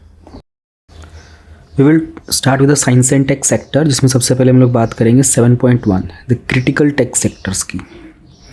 रिसेंटली मिनिस्ट्री ऑफ इलेक्ट्रॉनिक्स ने एक रोड मैप निकाला था हमारे क्रिटिकल टेक सेक्टर को लेकर के, और इसको प्रिपेयर किया था CDEC ने। CDEC के हेडक्वार्टर पुणे में है, 1988 में बनाया गया था। एंड बेसिकली ये R&D है, रिसर्च एंड डेवलपमेंट ऑर्गेनाइजेशन है, जो IT इलेक्ट्रॉनिक्स में काम करता है और ये मिनिस्ट्री ऑफ इलेक्ट्रॉनिक्स के अंडर ही आता है। जो हमारा सुपर कंप्यूटर है, गवर्नेंस का सरिता है, ये सब CDAC के इनिशिएटिव्स हैं। ये सारा का सारा जो एम है, ये हमारे नीति आयोग की एक स्ट्रेटजी है ना R&D की, उसके साथ भी अलाइन करेगा। तो क्रिटिकल टेक सेक्टर्स कौन से होते हैं, जैसे अपना AI हो गया, क्वांटम कंप्यूटिंग, IoT, ब्लॉकचेन हो गया, जो कंट्री की इकोनॉमिक ग्रोथ के लिए बहुत ही महत्वपूर्ण है, नेशनल सिक्योरिटी, टेक्नोलॉजिकल एडवांसमेंट के लिए। अब इसमें जाहिर सी बात है हमारे पास बहुत सारी R&D चाहिए हमको, है ना, कटिंग एज, एकदम हाई लेवल की रिसर्च डेवलपमेंट इनोवेशन पे काम करना पड़ेगा। Strategically all these sectors are going to be very very important. तो इस तरह के सेक्टर्स में हमारी इंडिया की ग्लोबल पार्टनरशिप बहुत ज़रूरी होती है। दूसरी कंट्री के साथ हम कैसे पार्टनरशिप कर रहे हैं, है ना, भारत को ट्रस्टवर्दी बनाना पड़ेगा इंटरनेशनल प्लेटफॉर्म पर। देन इंडिजिनाइजेशन, आत्मनिर्भरता, self reliance is very very important. तो हमें ये भी देखना पड़ेगा कि हम दूसरों पर डिपेंडेंट नहीं है ना। Critical technologies help debtor the foreign hostile forces. हमारे पास अच्छी स्ट्रेंथ होती है क्रिटिकल सेक्टर में, तो दूसरी कंट्रीज़ भी हमारे ऊपर किसी भी तरह का डिप्लोमेटिक, इकोनॉमिकल और इवन हार्ड पावर का कोई भी अटैक करने की कभी नहीं सोचते। फिर all over, since it causes innovation and brings competitiveness, तो उससे इकोनॉमिक ग्रोथ होता ही है, हमारी GDP में भी बढ़ोतरी देखने को मिलती है। हमारी जो मोबाइल सिक्योरिटी एंड प्रिवेसी है, उस सेक्टर में डेवलपमेंट होती है, because there is lots of data that needs to be preserved. It's very crucial for the business कि हमारी जो भी इंटेलेक्चुअल प्रॉपर्टी है, डेटा, उसको प्रोटेक्ट किया जाए। When we talk about the blockchain and then definitely we talk about the cryptography। तो जब हमारे पास मजबूत, रोबस्ट मतलब मजबूत क्रिप्टोग्राफिक जब टेक्निक्स आती हैं, तो डेटा को कहीं पर भी, online, offline, in most of the centers, it becomes easier to protect it. Internet of things की security, we are all living into this world जहाँ पर इंटरनेट ऑफ थिंग्स जो है वो क्रिटिकल होता जा रहा है। इंटरनेट ऑफ थिंग्स मैंने आपको पहले भी बताया था, PYQ में ऑलरेडी आ भी चुका है ये आपका, जैसे कि Alexa turn on the lights, है ना, एलेक्सा स्टार्ट द म्यूज़िक, और कार्स की जो स्क्रीन होती हैं, है ना, they can be used as, उन पे टच स्क्रीन आने लग गया है, जो खिड़कियाँ होती हैं कार की।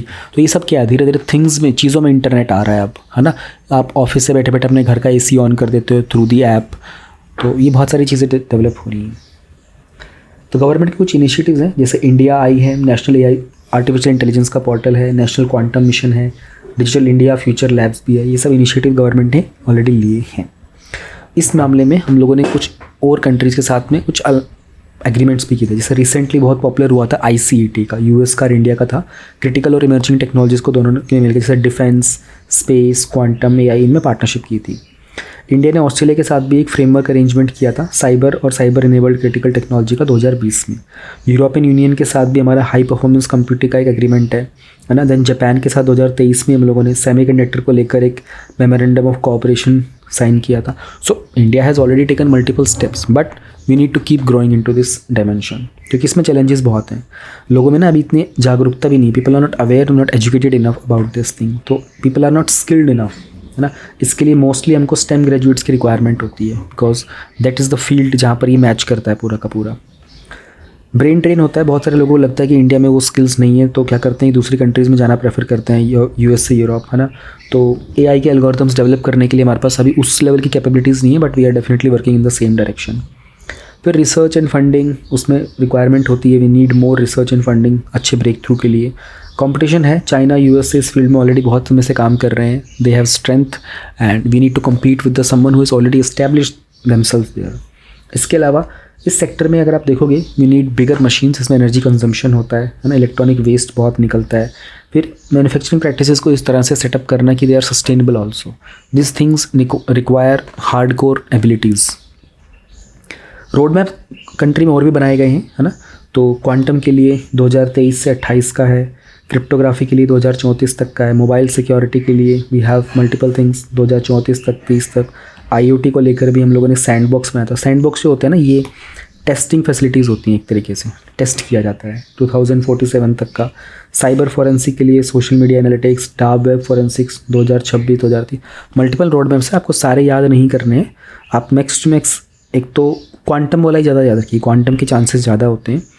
और रोड मैप्स में ऐसा ज़रूरी नहीं होता, अगर आपको सेम ईयर याद ना रहे, आप लिख भी सकते हो in the upcoming time, in the coming years, इस तरह से। तो मेंस में अगर लिखना हो तो, और प्रीलिम्स में UPSC आपसे रोड मैप में कभी भी ईयर नहीं पूछेगा, क्योंकि वो ईयर चेंज हो जाते हैं, प्रॉब्लमेटिक हो जाता है।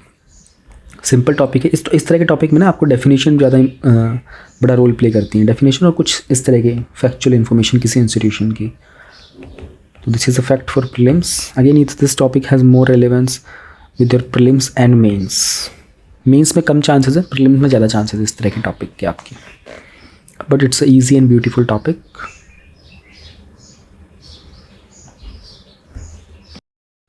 रिसेंटली जो मेंस का एग्जाम हुआ था उसमें मोर देन 20 क्वेश्चंस थे जो इन गिवन माइंड मैप से डूएबल थे। अगर आपको भी इस तरह के माइंड मैप्स कलेक्ट करने हैं and you want more than 900 of such mind maps जो आपको एग्जाम में एक एक्स्ट्रा एज दे सकते हैं, then download link of all these 900 plus mind maps is given in the description of this video. In the next topic we have 7.2, जहाँ पर हम लोग बात करेंगे ब्रेन कंप्यूटर इंटरफेस के बारे में, द BCI। एलन मस्क की जो कंपनी है उसका नाम है न्यूरल लिंक। तो उन्होंने एक wireless brain computer interface implant किया था सक्सेसफुली एक ह्यूमन ब्रेन में।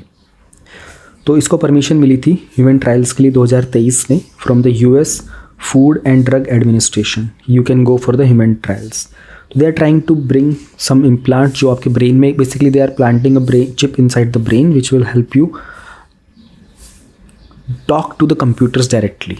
मतलब you don't have to put any code, type नहीं करना पड़ेगा, कमांड नहीं देना पड़ेगा, ब्रेन से ही आप through the thoughts you can start giving commands and instructions to the computers and everything around. तो इनिशियल जो रिजल्ट्स थे उसमें कुछ न्यूरॉन स्पाइक डिटेक्ट हुए थे, है ना। तो उसके बाद काम किया जाएगा एंड जब ये सक्सेसफुल हो जाएगा तो जो फर्स्ट प्रोडक्ट होगा इसका नाम दिया जाएगा टेलीपैथी।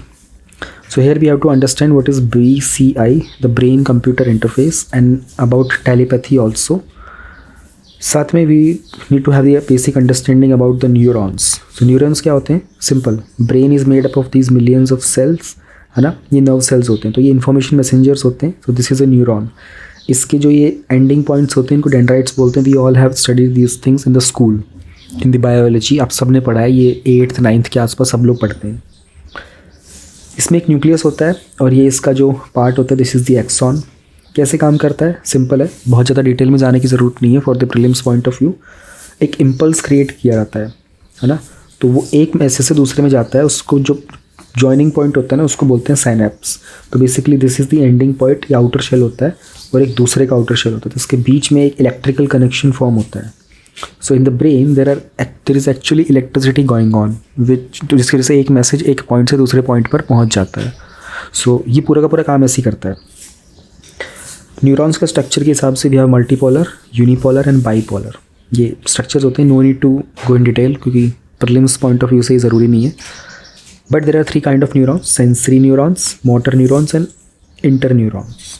तो सेंसरी वाले will carry information from sense organs, motor neurons for the muscle activity, and interneurons जो हैं वो again sensory neurons से बाकी की तरफ मैसेज लेके जाएंगे।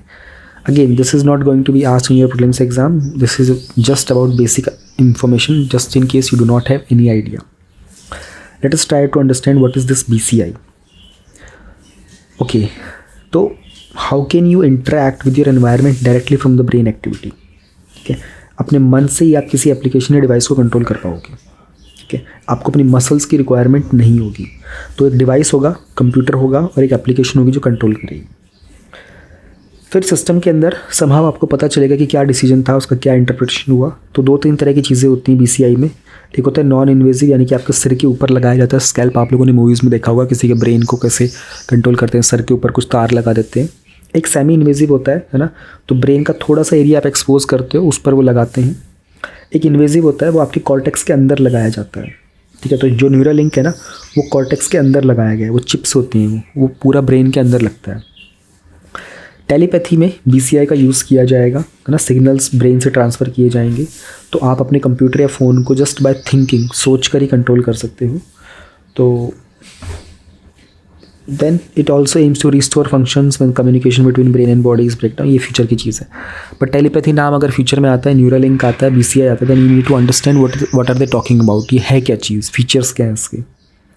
एप्लीकेशन में क्या होगा, खासकर वो लोग जो फिजिकली डिसेबल हो जाते हैं, है ना, जिनको प्रोस्थेटिक लिम्स होते हैं शरीर के अंदर, जो आर्टिफिशियल लिम्स वगैरह लगाए जाते हैं, उनको बहुत फ़ायदा हो जाएगा, है ना। तो हाउ कैन उनकी मोटर और कॉग्निटिव एबिलिटीज़ पे काम करेगा। फिर पार्किंसन, एपिलेप्सी, स्पाइनल कॉर्ड, ये सारी की सारी वो डिजीज़ होती हैं जो बहुत हद तक बॉडी की इम्पेयरमेंट पे काम करती हैं, तो इनको ट्रीट करने में फ़ायदा मिलेगा। ब्रेन रिसर्च और एनहेंस हो जाएगा। जो लोग वेजिटेटिव स्टेट में होते हैं, वेजिटेटिव मतलब जो कोमा में होते हैं एकदम, ह्यूमन परफॉर्मेंस इंक्रीज़ हो जाएगी, है ना, कॉग्निटिव परफॉर्मेंस बढ़ेगी, तो अलर्टनेस अफेक्ट हो सकती है ना, इसके ऊपर भी काम किया जाएगा। कंसर्न ये है कि टेक्निकल और यूज़र चैलेंजेस बहुत सारे आते हैं। हर व्यक्ति के पास यूनिक ब्रेन सिग्नल्स होते हैं, तो उनको मेजर कर पाना बड़ा मुश्किल होता है। दैन ट्रांसलेशन भी चाहिए होता है, अगर एक्यूरेट नहीं हुआ तो नुकसान भी हो सकता है। बहुत सारा डेटा होगा, बहुत सारी पर्सनल चीज़ें होंगी, तो साइबर अटैक्स हो सकते हैं। सोशल इम्पैक्ट होगा क्योंकि महंगा बहुत पड़ता है एक तो, है ना, तो हर व्यक्ति को उसका एक्सेस मिल नहीं पाएगा आसानी से। एथिकल इश्यूज़ हो सकते हैं, कोई इसको अपने अनफेयर एडवांटेज के लिए इस्तेमाल कर सकता है, मिसयूज़ किया जा सकता है। मेडिकल इश्यूज़ होंगे, मे बी ब्रेन के दूसरे फंक्शंस को इम्पैक्ट करे, है ना, सीजर आ सकते हैं, हेडेक हो सकता है, मूड चेंज हो सकता है, कॉग्निटिव इम्पेयरमेंट पे भी काम कर सकता है। So not just one thing, multiple things can happen. So we have to figure out ways कि कैसे, how to bring balance in both of them, in all of them. So this is how it is going to work. It's a beautiful initiative and a new development that is happening. So in science and tech, UPSC is more interested in prelims about applications as well as in mains. Science and tech is more about main applications, innovation, application, two things. In the topic number 7.3, we will talk about the electronic ink. In short, we also call it the e-ink.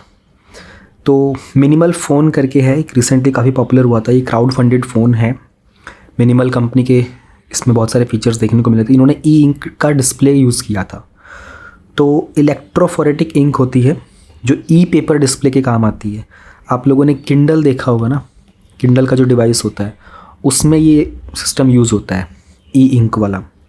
तो printing industry में भी यही use होती है ना, ordinary ink के तौर पर इस तरह से होता है। तो ये 2010 में कलर ई इंक अवेलेबल था, उससे पहले ये सिर्फ मोनोक्रोम में था। एंड ओरिजिनली इसकी शुरुआत MIT में की गई थी 1990s में। आजकल ये सेल फ़ोन में, साइंस, ई रीडर्स जैसे अमेज़ॉन किंडल इनमें इस्तेमाल होता है। फ़ायदा ये होता है कि LCD और LED के मुकाबले ना आँखों पे कम असर डालता है, तो लंबे समय तक रीडिंग के लिए बहुत यूजेबल होता है। और इसमें बैक लाइटिंग नहीं होती है, तो धूप में इसमें रीड कर पाना काफ़ी ईजी होता है, जो कि LCD और LED में मुश्किल होता है। इसको पावर बहुत कम चाहिए होती है, तो लंबे समय तक चल भी पाता है ये। प्रॉब्लम ये है कि इसका रिफ्रेशिंग रेट थोड़ा सा कम है, महंगा होता है, और कुछ चीज़ों में ही काम आएगा, like e reader, smart watches, electronic e shelf labels वगैरह में, इन चीज़ों में ज़्यादा काम हो सकता है। तो एक पर्टिकुलर नीश है इसका, इसकी एप्लीकेशन एक्सटेंडेड नहीं है अभी। कलर में भी कुछ लिमिटेशन होते हैं इसके, है ना। तो ये again this is a very simple, ये प्रीलिम स्पेसिफिक टॉपिक है, ये आपसे UPSC मेंस में कभी नहीं पूछेगा, सिर्फ ये प्रीलिम्स में आएगा आपसे। बहुत इंपॉर्टेंट है, बहुत ज़्यादा, I would write it, important है, क्योंकि ऐसी चीज़ें जब न्यूज़ में होती है ना तो अक्सर सवाल बनते हैं, हाई चांसेस होते हैं। बाकी देखो LCD, LED, OLED का आपको थोड़ा बहुत पता होना चाहिए, है ना। तो LCD के अंदर लिक्विड क्रिस्टल्स होते हैं 2 इलेक्ट्रोड्स के बीच, LED के अंदर सेमीकंडक्टर होता है मोस्ट इंपॉर्टेंट। OLED जो होता है वो LED के ऊपर का था, है ना। तो LED में आपको डेडिकेटेड बैकलाइटिंग चाहिए होती है, और OLED जो होता है अपनी खुद की लाइट प्रोड्यूस कर लेता है। तो इतना ऊपर का जानो इनमें, बट जो नई चीज़ है जैसे ई लिंक वाला है, ई इंक वाला वेरी इंपॉर्टेंट, है ना। देयर कुड बी क्वेश्चन, और क्वेश्चन कैसा आएगा, एप्लीकेशन बेस्ड आएगा, सिंपल। ये एडवांटेजेस में, डिसएडवांटेज में वो बता देगा आपसे कि ये तो बहुत ईजिली सब में अवेलेबल है ना, इसमें बैकलाइटिंग वगैरह नहीं होती, सब जगह फ़ोन्स में यूज़ करो, TV में यूज़ करो, but that's where you have to remember कि ई लिंक के कुछ लिमिटेशंस भी होती हैं। सिंपल ईजी टॉपिक, इंपॉर्टेंट बहुत है। 7.4 सत्येंद्र नाथ बोस, इनकी 50th डेथ एनिवर्सरी थी। A very prominent personality in the field of science. तो 1894 में इनका जन्म हुआ था। He passed away in 1974। West Bengal में इनका जन्म हुआ था। कोलकाता के प्रेसिडेंसी कॉलेज को भी ज्वाइन किया था। तो JC बोस, जगदीश चंद्र बोस, आपने नाम सुना ही होगा, एंड प्रफुल्ल चंद्र रे, PC रे, दोनों पॉपुलर नाम है। ये इनके प्रोफेसर भी थे। इनको गॉड पार्टिकल का फादर भी बोलते हैं, क्योंकि जो फंडामेंटल पार्टिकल थे ना, बोसॉन, तो वो बोसॉन इनके द्वारा ही बेसिकली इन्वेंट किया गया था। 1954 में पद्म विभूषण भी मिला था। रविंद्रनाथ टैगोर जी ने अपनी जो बुक लिखी थी विश्व परिचय, वो इनको ही डेडिकेट की थी। साइंटिफिक कंट्रीब्यूशन की बात करते हैं तो बॉर्न आइंस्टाइन कंडेंसेट जो होता था, जाहिर देखो इसमें जो लिखा हुआ ना मैं वही पढ़ूंगा, उसी को जानने की कोशिश करना, ठीक है। ज़्यादा दिमाग मत लगाना इसमें, क्योंकि ये टॉपिक UPSC डीप में नहीं पूछेगा। अगर आप साइंस एंड टेक बैकग्राउंड के हो तो आपको इंटरव्यू में इंपॉर्टेंट होगा आपके लिए जानना ये, ठीक है। तो 1925 में इन दोनों ने एक प्रिडिक्शन की थी। उन्होंने कहा था एक स्टेट ऑफ मैटर जहाँ पर पार्टिकल जो होते हैं ना वो नियर एब्सोल्यूट जीरो तक चले जाते हैं। अब 0 केल्विन होता है एब्सोल्यूट जीरो, ठीक है, और सेल्सियस में वो -273 जाता है। ये सब आप लोगों ने स्कूल में पढ़ा है 7th 8th क्लास में। 5 स्टेट ऑफ मैटर में 5th स्टेट ऑफ मैटर इसको बताया गया था। बाकी 4 कौन से होते हैं? सॉलिड, लिक्विड, गैस और प्लाज्मा। तो ये वेमैन, कॉर्नल और केटल, इनको 2001 में नोबेल प्राइज़ मिला था इसी चीज़ को। ये जो बॉर्न आइंस्टाइन कंडेंसेट है इसको 5th state of matter declare करने के लिए। अच्छा, इस चीज़ में होता क्या है? इसकी एक तो ना विस्कोसिटी 0 होती है। अब विस्कोसिटी क्या होती है? बेसिक चीज़ विस्कोसिटी, जब किसी भी फ्लूइड की फ्लो की रेजिस्टेंस को हम मेजर करते हैं ना, तो बेसिकली फ्लूइड की थिकनेस को आप बोल सकते हो, अगर आसान भाषा में बोलना है तो उसको हम लोग बोल सकते हैं विस्कोसिटी कितनी है। तो ये बिना किसी रेजिस्टेंस के सुपर फ्लूइड हो जाता है। कंडक्टिविटी भी इसकी बहुत हाई होती है क्योंकि कोई रेजिस्टेंस नहीं है ना। तो ये सेम क्वांटम में स्टेट में बिहेव करता है एक सिंगल एंटिटी की तरह। अगर आप देखोगे ना, ये गैस होती है लो डेंसिटी की और ये BEC है 0 केल्विन के ऊपर। तो इफ़ यू सी, इनका पार्टिकल बिहेवियर ना डायरेक्टेड नहीं है, किसी भी डायरेक्शन में जा रहे होते हैं। But when it comes to BEC they all can be directed, है ना। तो इनका बिहेवियर जो होता है ना वो बहुत डिफरेंट तरीके से काम करता है। तो बहुत सारे पार्टिकल्स सेम क्वांटम स्टेट को ऑक्यूपाई कर लेते हैं, जिसके कारण एक वेव फंक्शन क्रिएट होता है। तो ये सारी जो चीज़ें होती हैं ना, एक बहुत ही बेहतरीन वेव फंक्शन क्रिएट कर देंगी। अब आप लोग बोलोगे यार ये वेव फंक्शन क्या होता है? कोई बात नहीं, इतना ही जानना, इतना ही आएगा दरअसल ना। तो बोस आइंस्टाइन स्टैटिस्टिक्स भी थे, एक प्रोसीजर था कि हम लोग क्वांटम सिस्टम के अंदर कितने पॉसिबल स्टेट्स हो सकते हैं, उनकी काउंटिंग कैसे करेंगे, है ना। तो 1924 में जगदीश बोस के द्वारा इसके बारे में बात की गई थी। फिर इसको बाद में गैस मॉलिक्यूल्स तक आइंस्टाइन लेके भी गए थे, है ना। फिर जो प्रिंसिपल्स में जिस पार्टिकल को रेफर किया था उसको उन्होंने बोसॉन बोला था, ठीक है। तो बस फिर एक्सरे डिफ्रैक्शन कैमरा वगैरह जो होते हैं इनके द्वारा ही डिज़ाइन किए गए थे SN बोस के द्वारा, तो फोटोग्राफी वगैरह को स्टडी करने के लिए all this things. Quantum computing में इसका बहुत इस्तेमाल होता है। एटॉमिक क्लॉक्स जो कि आप देखोगे स्पेस में यूज़ होती है मोस्टली, स्पेस में जो इंटरनेशनल स्पेस स्टेशन वगैरह वहाँ पर भी एटॉमिक क्लॉक में बहुत एक्यूरेट मेजरमेंट होता है। Atom lasers, interferometry, basic things. But this personality is a very legend personality, इनके बारे में आपको पता होना चाहिए। विश्व भारती के ये वाइस चांसलर भी रहे थे कुछ समय के लिए, 2 साल के लिए। In 7.5 we will talk about streamlining the food regulations in India. तो FSSAI ने मल्टीपल अमेंडमेंट्स जो थे उनको एंडोर्स किया था कि किस तरीके से भारत में फूड सेफ्टी रेगुलेशंस को हम सिंप्लीफाई कर सकते हैं। एंडोर्स करने का मतलब होता है सराहना करना। 2006 में FSSAI आया था, हमारे food safety and standards authority, headquarter new Delhi में है, मिनिस्ट्री ऑफ हेल्थ के अंडर ही आता है। एक चेयरपर्सन है प्लस 22 मेंबर्स होते हैं। तो साइंस बेस्ड स्टैंडर्ड्स सेटअप करते हैं फूड वगैरह को लेकर के, ताकि सबकी हेल्थ मेंटेन रहे। आप लोगों को पता होगा एक बहुत popular eat right India movement आया था, वो इन्हीं का था। स्टेट फूड सेफ्टी इंडेक्स भी है FSSAI का, और हार्ट अटैक रिवाइंड भी था, ताकि भारत में किस तरीके से हम ट्रांस फैट को ख़त्म कर सकें। एक दो चीज़ें हैं यहाँ पर, जैसे मैं आपको पहले बता रहता हूँ, उसके बाद टॉपिक पे जाएंगे। जैसे ब्यूरो ऑफ इंडियन स्टैंडर्ड्स है, इसके भी हेडक्वार्टर न्यू दिल्ली में है। 2016 का जो एक्ट था उसके तहत ये national standard body of India का तहत सेटअप किया गया था। तो जो इंटरनेशनल ऑर्गेनाइजेशन ऑफ स्टैंडर्डाइजेशन है ना, उसका मेंबर भी है ये, मिनिस्ट्री ऑफ कंज्यूमर अफेयर्स के अंडर आता है। इसमें ना कुछ एक चीज़ें और जानो पहले। एगमार्क जो होता है ये एग्रीकल्चर प्रोड्यूस के लिए होता है, ओके। तो जो एग्रीकल्चर प्रोड्यूस की चीज़ें होती हैं ना, उन पर ये लगाया जाता है। Directorate of marketing and inspection के द्वारा 1937 का एक्ट है उसके तहत।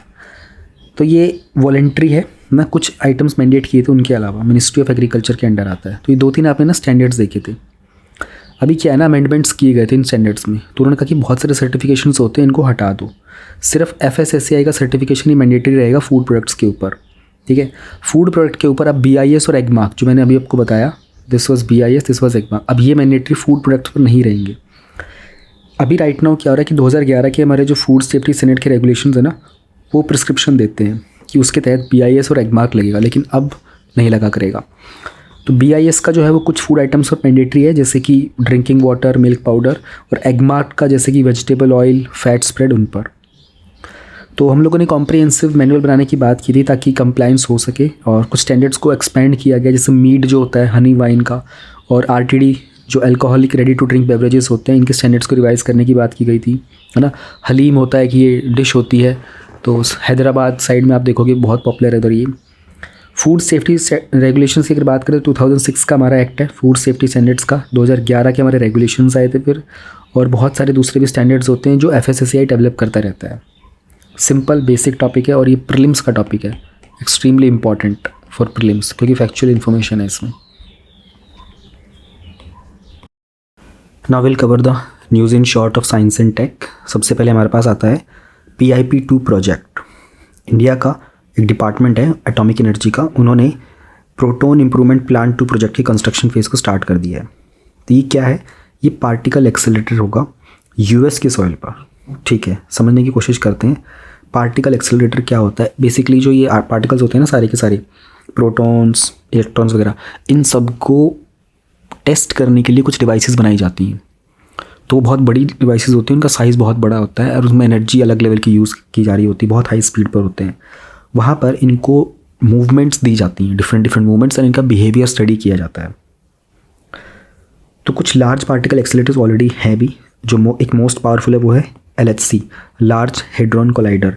ये जिनेवा में है और यहीं पर हिग्स बोसॉन की डिस्कवरी हुई थी, जिसको पहले हेड्रॉन भी बोलते थे।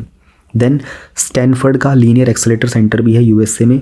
यूरोपियन सिंक्रोट्रॉन रेडिएशन फैसिलिटी भी है, ये फ्रांस में है। फ़ायदा क्या होता है, हम लोग बहुत सारी चीज़ों को, पार्टिकल्स को स्पीड ऑफ लाइट पर टेस्ट कर पाते हैं। ऑलराइट, मेडिकल इक्विपमेंट्स को स्टरलाइज करना होता है, वो भी यहाँ पर टेस्टिंग हो पाती है। देन डिफरेंट एलिमेंट्स हमें टेस्ट करने होते हैं, एयर, वाटर, सॉइल वगैरह के केमिकल एलिमेंट्स वगैरह, उनको किसी दूसरे स्पेस से, मतलब जो मटेरियल लेके आए, जैसे चांद पर से सॉइल लेके आए, मार्स पर से लेके आए, उनकी टेस्टिंग करने के लिए इस तरह के इक्विपमेंट्स की रिक्वायरमेंट होती है। मटेरियल की ड्यूरेबिलिटी इंप्रूव करने के लिए भी इस तरह के एक्सेलेरेटर्स की रिक्वायरमेंट होती है। Next we have 7.6.2 laser cooling of positronium. 1951 में एक डिस्कवरी की गई थी। ये लाइटेस्ट नॉन एटम है, उसको बोलते हैं पॉजिट्रॉनियम, क्योंकि इसमें सिर्फ एक इलेक्ट्रॉन है और एक पॉजिट्रॉन है। तो पॉजिट्रॉन का लाइफ टाइम बहुत शॉर्ट होता है ना। तो एक सेकंड के भी 142 बिलियंथ में ही ये एग्जिस्ट कर जाता है, गामा रे में कन्वर्ट हो जाता है। तो इस तरह के कुछ बिहेवियर्स हैं इसके। सर्न के जो साइंटिस्ट हैं ना, उन्होंने पॉजिट्रॉन को लेज़र कूलिंग की थी। ठीक है, एक चीज़ होती है उसको बोलते हैं एजिस। ठीक है, तो anti hydrogen experiment, gravity interferometry, spectroscopy, उनके थ्रू एक टीम ऑफ फिजिसिस्ट ने इस एक्सपेरिमेंट को किया था। ओके, तो ये बहुत सारे एक्सपेरिमेंट्स थे जो सर्न पे किए गए थे, है ना। और अर्थ की जो ग्रेविटेशनल एक्सेलरेशन है ना, उसको मेजर करने के लिए किया गया था। अब सर्न क्या है, 1954 में बनाया हुआ एक काउंसिल है जो न्यूक्लियर रिसर्च पे काम करता है। ओके, इसमें 23 मेंबर स्टेट्स हैं, इंडिया इसका एसोसिएट मेंबर है। ये बहुत इंपॉर्टेंट है जानना, ये फैक्ट है आपका, प्रीलिम्स के लिए ज़रूरी होते हैं इस तरह के फैक्ट्स। तो ऑल ओवर काम क्या है सर्न का, बस यही जानना कि पूरा यूनिवर्स किस चीज़ से बना हुआ है, कैसे काम करता है। तो इस ऑब्जेक्टिव के साथ, इस विजन के साथ they keep moving ahead. Matter और एंटीमैटर थोड़ा सा हल्का से इसको जानने की कोशिश कर लेते हैं। मैटर के अंदर क्या कुछ आता है, हमने पहले भी देखा था ना ये टॉपिक में, सॉलिड, लिक्विड, गैसेस और प्लाज्मा। ठीक है, अब इनमें सब एटॉमिक पार्टिकल्स होते हैं। सब एटॉमिक पार्टिकल्स कौन से होते हैं, हम लोगों ने पहले भी पढ़े हैं, प्रोटॉन्स, न्यूट्रॉन्स, इलेक्ट्रॉन्स, है ना, न्यूट्रिनोस, इनको लेप्टॉन भी बोलते हैं। एक होते हैं सब एटॉमिक पार्टिकल, तो इनके पास अपने खुद के एंटी ट्विन्स होते हैं, anti quark, anti proton, anti twin. मतलब मान लो A है, तो A का एंटी ट्विन क्या हो गया ना, मतलब प्लस A है, तो A का प्लस A का नेगेटिव, प्लस A का ट्विन क्या हो जाएगा, नेगेटिव A। तो मतलब इसका ट्विन है लेकिन उसी का ऑब्जेक्टिव, इसका एंटी ट्विन है, वो इसका ऑपोजिट है और उसके जैसा है बिल्कुल सेम। जैसे मैथ्स में होता था ना, इंटीजर्स होते हैं, +1 है तो +1 का एंटी ट्विन क्या हो जाएगा, -1। +100 हो गया, इसका एंटी ट्विन क्या हो गया, -100। तो ऐसे ही जो सब एटॉमिक पार्टिकल्स होते हैं ना, उनके पास खुद के एंटी ट्विन्स होते हैं। प्रोटॉन का एंटी प्रोटॉन, न्यूट्रॉन का एंटी न्यूट्रॉन, है ना, इस तरीके से। बस इसमें थोड़ी थोड़ी डेफिनेशंस है यहाँ पर, ये ना एग्जाम में इतनी ही आती हैं। Okay, now we have INSAT 3DS weather forecasting satellite. तो इसरो ने लॉन्च किया था, मिनिस्ट्री ऑफ अर्थ की ये सैटेलाइट है कि इसको आंध्र प्रदेश का जो श्रीहरिकोटा है वहाँ पर सतीश धवन स्पेस सेंटर है, वहाँ से लॉन्च किया गया था। तो ये मीटेरोलॉजिकल सैटेलाइट है 3rd जनरेशन की, 3G। GSLV F-14 की फ़्लाइट से इसको लॉन्च किया गया था। और इसमें 3 स्टेजेस होते हैं। पहले स्टेज के अंदर सॉलिड फ्यूल होता है, सेकंड के अंदर फिर लिक्विड, थर्ड के अंदर क्रायोजेनिक स्टेज पे काम करता है वो। इंपॉर्टेंट चीज़ है ये जानना जियो स्टेशनरी ऑर्बिट क्या होता है। तो जब कोई भी सैटेलाइट क्या होती है, any object that revolves around the earth, planet, a body, है ना। मून भी एक सैटेलाइट ही है। मून एक आर्टिफिशियल सैटेलाइट है बिकॉज मून हमारे अर्थ के चारों तरफ घूमता रहता है। सो सैटेलाइट की डेफिनेशन हमेशा ध्यान रखना, a body revolving around another body. Now it comes की geostationary orbit. Stationary word का बहुत हद तक अर्थ आपको पता ही होगा, ठहरा हुआ, है ना। जब सैटेलाइट्स इस ऑर्बिट में होती है, ऑर्बिट का मतलब क्या होता है, लाइक दिस इज अर्थ, इसके अराउंड जो पाथ होता है ना उसको हम ऑर्बिट बोलते हैं। सिर्फ अर्थ ही नहीं, किसी भी दूसरे प्लैनेट के, किसी दूसरी बॉडी के, सन के अराउंड के जो पाथ होगा उसमें ऑर्बिट बोलेंगे। जैसे सन जो होता है, सन के आसपास ऑर्बिट में तो अर्थ रिवॉल्व करता है ना, उसी तरीके से अर्थ का भी आसपास अगर कोई चीज़ रोटेट करेगी उस पाथ को हम ऑर्बिट बोलेंगे। तो जब सैटेलाइट्स जियो स्टेशनरी ऑर्बिट में सर्कल में होती है ना, तो अबव द इक्वेटर और इक्वेटर के ऊपर होती हैं और वेस्ट से ईस्ट होती हैं, ठीक है। और वो सेम रेट पे चलती हैं एज अर्थ।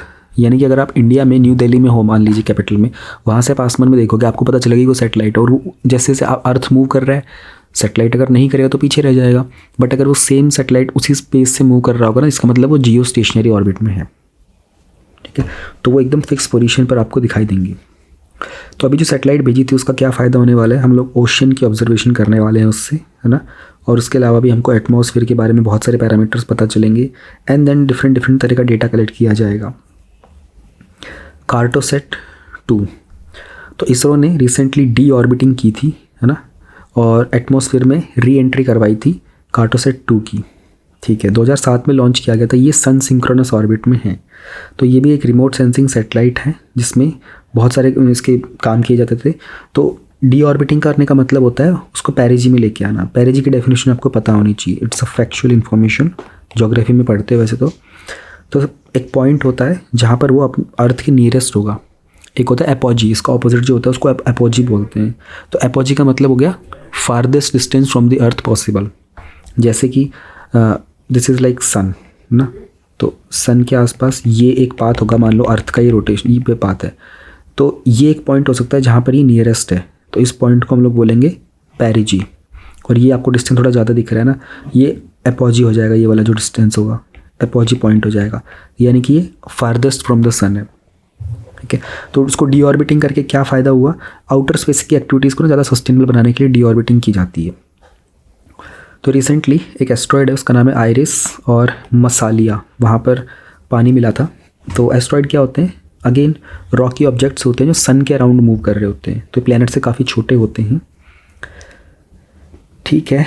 तो नासा का ना एक एस्ट्रोनॉमिकल ऑब्जर्वेटरी है सोफिया, तो 2022 में वो रिटायर हुआ था। उससे पहले उसने इनकी आइडेंटिफिकेशन की थी इन एस्ट्रॉइड्स की। तो यहाँ पर पता चला है अभी कि इनके ऊपर वाटर के मॉलिक्यूल्स पाए गए थे एस्ट्रॉइड में। Plankton, aerosol, climate, ocean ecosystem, PACE बोलते हैं इसको। तो स्पेसएक्स आपको पता है एलन मस्क की कंपनी है, उन्होंने रिसेंटली नासा का पेस सैटेलाइट लॉन्च किया था। क्यों, अब क्या काम है उसका, ओशियन, एटमॉस्फेयर एंड क्लाइमेट, इन सब की मॉनिटरिंग करना। एंड इसके अलावा we will also get to know कि किस तरीके से ओशियन और एटमॉस्फेयर में कार्बन डाइऑक्साइड का एक्सचेंज होता है। नाउ वी हैव युविका, युवा विज्ञानी कार्यक्रम। इसरो ने एक प्रोग्राम लॉन्च किया था स्कूल के बच्चों के लिए, यंग साइंटिस्ट प्रोग्राम। तो उसमें क्या बच्चों को स्पेस साइंस की, साइंस टेक की नॉलेज दी जाती है ना। उनको फ्यूचर में अपने करियर को साइंस, टेक्नोलॉजी, इंजीनियरिंग, मैथमेटिक्स की तरफ ले जाने के लिए पढ़ाया जाता है। तो जो बच्चे क्लास 9 के हैं वो उसमें अप्लाई करने के लिए एलिजिबल हैं। WHO award the countries for eliminating the trans fat. WHO ने कंट्रीज़ के लिए अवार्ड दिया था जो अपने कंट्रीज़ में से जो अपने एरिया में से ट्रांस फैट को ख़त्म कर पा रहे हैं। तो 53 कंट्रीज़ हैं जिनके पास ऐसी प्रैक्टिसेस हैं कि वो इस तरह का ट्रांस फैट अपने कंट्री से, फूड वगैरह से निकाल पाएंगे, और इसके कारण वर्ल्ड की पॉपुलेशन के फूड एनवायरनमेंट में 46% का इम्प्रूवमेंट भी देखने को मिलेगा। तो इस चीज़ को एलिमिनेट करने के लिए उनके पास बेस्ट प्रैक्टिस होनी चाहिए, है ना, और उनके पास अपने मॉनिटरिंग मैकेनिज्म्स भी होने चाहिए। तो उसमें कुछ उन्होंने कंडीशन दी थी, criteria, you don't have to learn all this things. India में क्या है, इंडिया में हम लोगों ने ईट राइट मूवमेंट चलाया था। FSSAI ने मैंडेटरी कर दिया था कि हर एक आइटम के न्यूट्रिशन लेवल पे आपको लिखना पड़ेगा कि इसमें ट्रांस फैट कितना अवेलेबल है। ग्लोबली रिप्लेस करके एक इनिशिएटिव है WHO का, review, promote, legislate, assess, create, enforce. इसके तहत WHO ट्रांस फैट वगैरह होता है ना, उसको रिड्यूस करने के लिए स्टेप्स लेता है। तो ये कुछ चीज़ें इनका यूज़ किया जाता है। WHO ने लॉन्च किया है global initiative on digital health. तो ये अनाउंस किया गया था जब G20 की हेल्थ मिनिस्टर्स की मीटिंग हो रही थी। तो इसका सेक्रेटेरिएट जो होगा वो WHO के हेडक्वार्टर्स में ही होगा। 2020 से 2025 तक की जो भी एफर्ट्स उनके साथ काम किया जाएगा। एंड उसमें ट्रैकर्स होंगे, पोर्टल्स क्रिएट करेंगे, टूल बॉक्स होगा, नॉलेज एक्सचेंज होगा। भारत में 2021 में जो आयुष्मान भारत डिजिटल मिशन था वो भी इसी पाथ पर है। इसमें भी हम लोग एक national digital health ecosystem create करेंगे। तो हेल्थ का डेटा पूरा का पूरा स्टोर किया जाएगा ऑनलाइन पोर्टल्स पर। Now we have sampling of drugs, cosmetics and medical devices. CD, इसके बारे में पहले ये पढ़ लेते हैं। इसमें ना इनको मैं आपको बताता हूँ। हाँ, पहले ये जानना ज़रूरी है। भारत में ड्रग रेगुलेशन, अब मेडिसिन वगैरह की बात कर लेते हैं। ड्रग रेगुलेशन कैसे होता है? तो ये बेस होता है 1940 का हमारा एक एक्ट है, ड्रग्स एंड कॉस्मेटिक्स एक्ट। एक 1945 के उसके रूल्स आए थे उसी के, ड्रग्स एंड कॉस्मेटिक्स के। तो उसके तहत हम लोग पूरी कंट्री में ये सब करते हैं। सो मिनिस्ट्री ऑफ हेल्थ ने इसी एक्ट के अंदर CDSCO को क्रिएट किया था। तो ये drug control general of India जो है वो होते हैं CDSCO के हेड। CDSCO क्या है? Central drug standard control organization है। उन्होंने कुछ गाइडलाइंस दी थी कि इंडिया में ड्रग्स का, कॉस्मेटिक्स का, मेडिकल डिवाइसेस के क्या स्टैंडर्ड्स रहेंगे। तो कुछ नए गाइडलाइंस आए थे जिससे उनकी सैंपल लेने की मेथड जो होगा ना वो सब में यूनिफॉर्म कर दिया जाएगा। और उन्होंने बताया था कि डिटेल प्रोसीजर होना चाहिए सैंपल लेने का, रूटीन टाइम पर उनके क्वालिटी का सर्विलेंस भी किया जाना चाहिए। और ये भी कहा गया कि एक सेंट्रलाइज डेटाबेस बनाओ ताकि सबके पास अवेलेबल इन्फॉर्मेशन सेम रहे। उसके अलावा मंथली बेसिस पर, एनुअल बेसिस पर they have to create a sampling plan as well. तो बहुत सारे कंसर्न आ रहे होते हैं। रिसेंटली गैम्बिया और उज़्बेकिस्तान में भी इंडिया की जो कफ सिरप थी ना उसमें कुछ प्रॉब्लम पाई गई थी, इसके कारण मैनी पीपल डाइड। और ऐसी कोई अभी तक हम लोगों ने डिफाइंड मेथडोलॉजी पे काम किया नहीं है जिसमें हम लोग सैंपल कलेक्शन पे काम करें। सैम्पलिंग रैंडमली की जाती है ना, जिसमें इंडिविजुअल नॉलेज होती है ड्रग इंस्पेक्टर को। तो हमारे पास बहुत सारी चीज़ें थी, कवरेज का गैप जो था उसको भी फुलफ़िल करना था हमें, ये प्रॉब्लम चल रही थी हमारी। गिनी वॉर्म डिजीज़ है एक, WHO ने कहा कि वर्ल्ड में हम लोग इसको ख़त्म करने वाले हैं। इंडिया ऑलरेडी इसको ईयर 2000 में ख़त्म कर चुका है।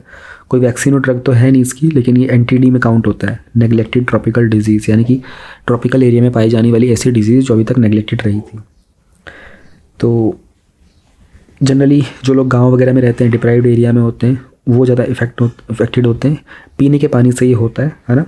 और एक पैरासाइट होता है ड्रैक्यूनक्यूलस मेडेनेंसिस, उसके कारण ये होता है। रोडामाइन बी, तो ये जो कॉटन कैंडी खाते हैं ना हम लोग, उसको तमिलनाडु में बैन कर दिया गया था क्योंकि उसके कुछ सैंपल्स में ये इंडस्ट्रियल डाई होता है, जो कलरिंग एजेंट होता है, वो पाया गया था। तो FSSAI ने ना रोडामाइन बी को बैन किया हुआ है फूड इंडस्ट्री में, क्योंकि ये एक ऑर्गेनिक क्लोराइड सॉल्ट होता है। तो ये टेक्सटाइल में, पेपर में, लेदर में यूज़ किया जाता है। ह्यूमन बींग्स पर इसका काफ़ी नुकसान हो सकता है ना, stomach fullness, itching, breathing problems, इस तरह से। काला अज़र, इंडिया ने अपना जो टारगेट था 2023 का वो अचीव किया था टुवर्ड्स एलिमिनेटिंग काला Azhar for the first time in 2023, less than 1 case पर 10,000 पॉपुलेशन। तो जब किसी भी डिजीज़ को एलिमिनेट करना होता है ना, उसकी कंडीशंस होती हैं कि भाई इतने लोगों की पॉपुलेशन में अगर वो इतने लोगों से कम में है तो उसको हम लोग कंसिडर करेंगे कि वो एलिमिनेट हो चुका है। तो काला अज़र के लिए था कि 10,000 लोगों में अगर किसी एक व्यक्ति को होगा तो हम उसको कंसिडर करेंगे कि ये एलिमिनेट हो चुका है।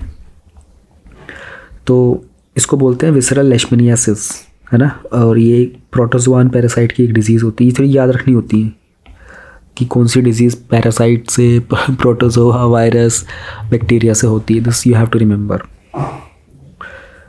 फीमेल फ्लेबोटोमाइन सैंड फ्लाई होता है, उसके कारण ये होता है। तो फीवर आएगा आपको, वेट लॉस हो जाएगा, है ना। आपका जो स्प्लीन, लीवर होता है, एनीमिया वगैरह होता है, उनमें थोड़ा सा स्वेलिंग हो जाती है। बिहार, झारखंड, यूपी, वेस्ट बंगाल में बहुत पाया रहता है। Outside India, Brazil, east Africa, India में काफ़ी देखने को मिलता है।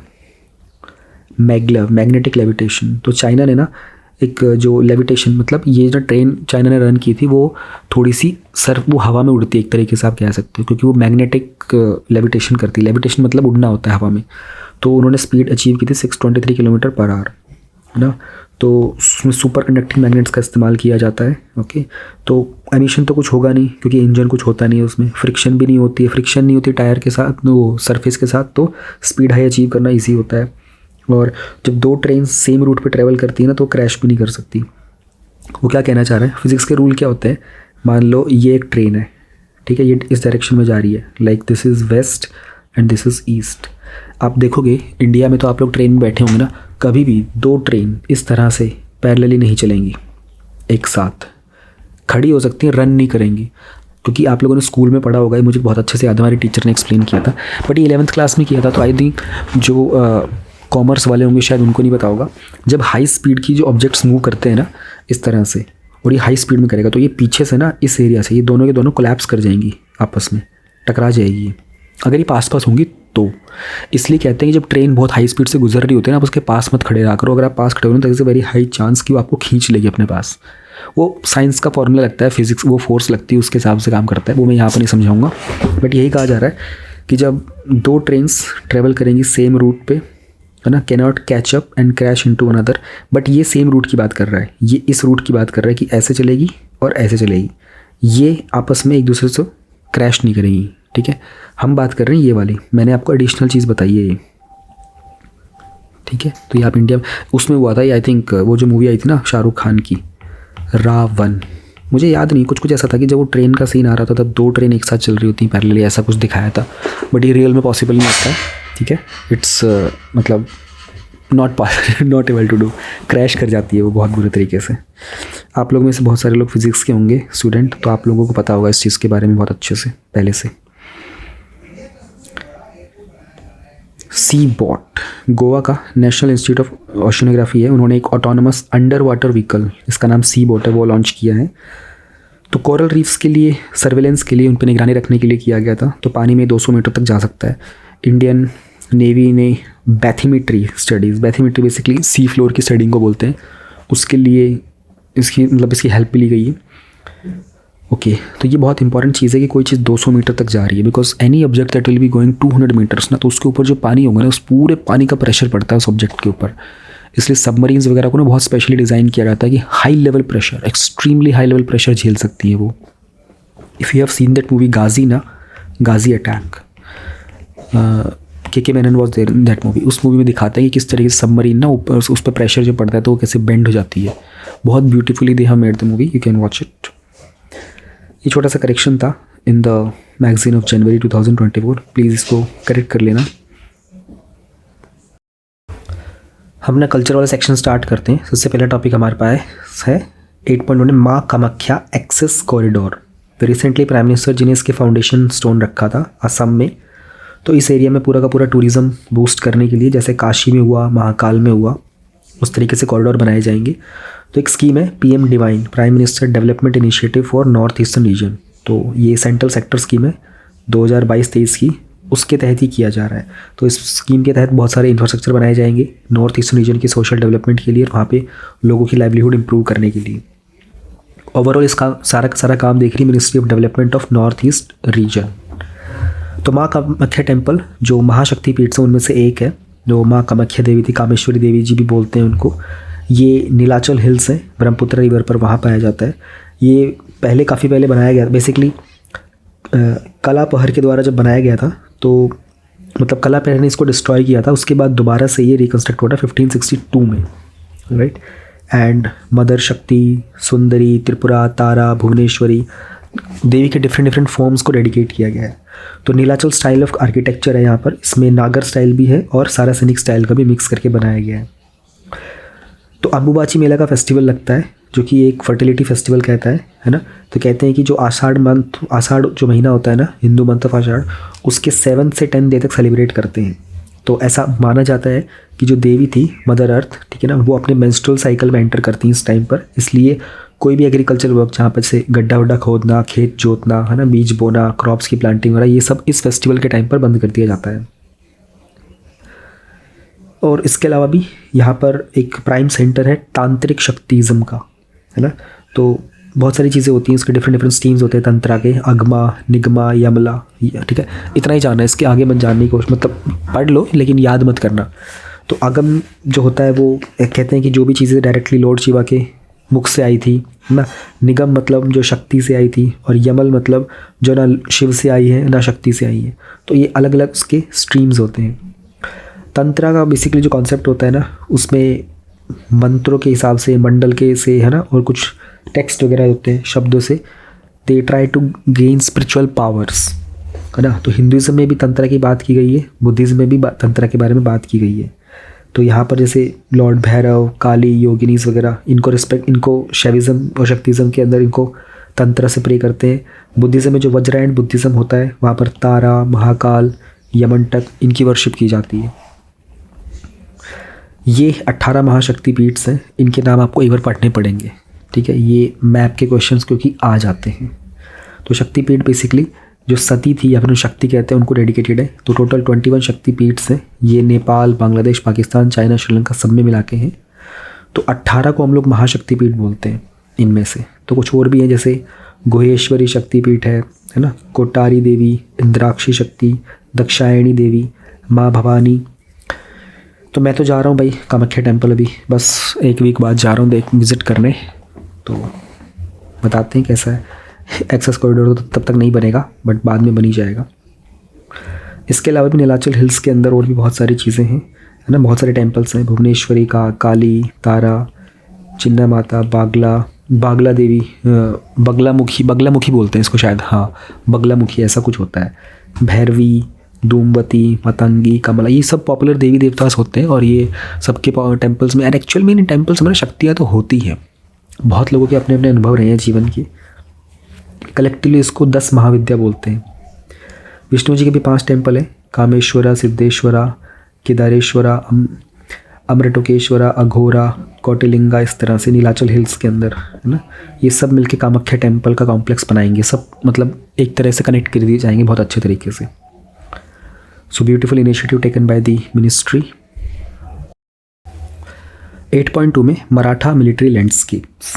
तो इंडिया ने जो यूनेस्को की वर्ल्ड हेरिटेज लिस्ट है ना 2024 के लिए, उसके लिए नॉमिनेशन में इस बार मराठा मिलिट्री लैंडस्केप्स को सबमिशन दिया था। तो मराठा के जो मिलिट्री लैंडस्केप्स थे ना, उनको 2021 में हम लोगों ने टेंटेटिव लिस्ट में ऐड किया था कल्चरल क्राइटेरिया के अंदर। तो 17वीं सेंचुरी में जो अपने शिवाजी महाराज थे, छत्रपति शिवाजी महाराज जी, उनके द्वारा इन सब की शुरुआत की गई थी।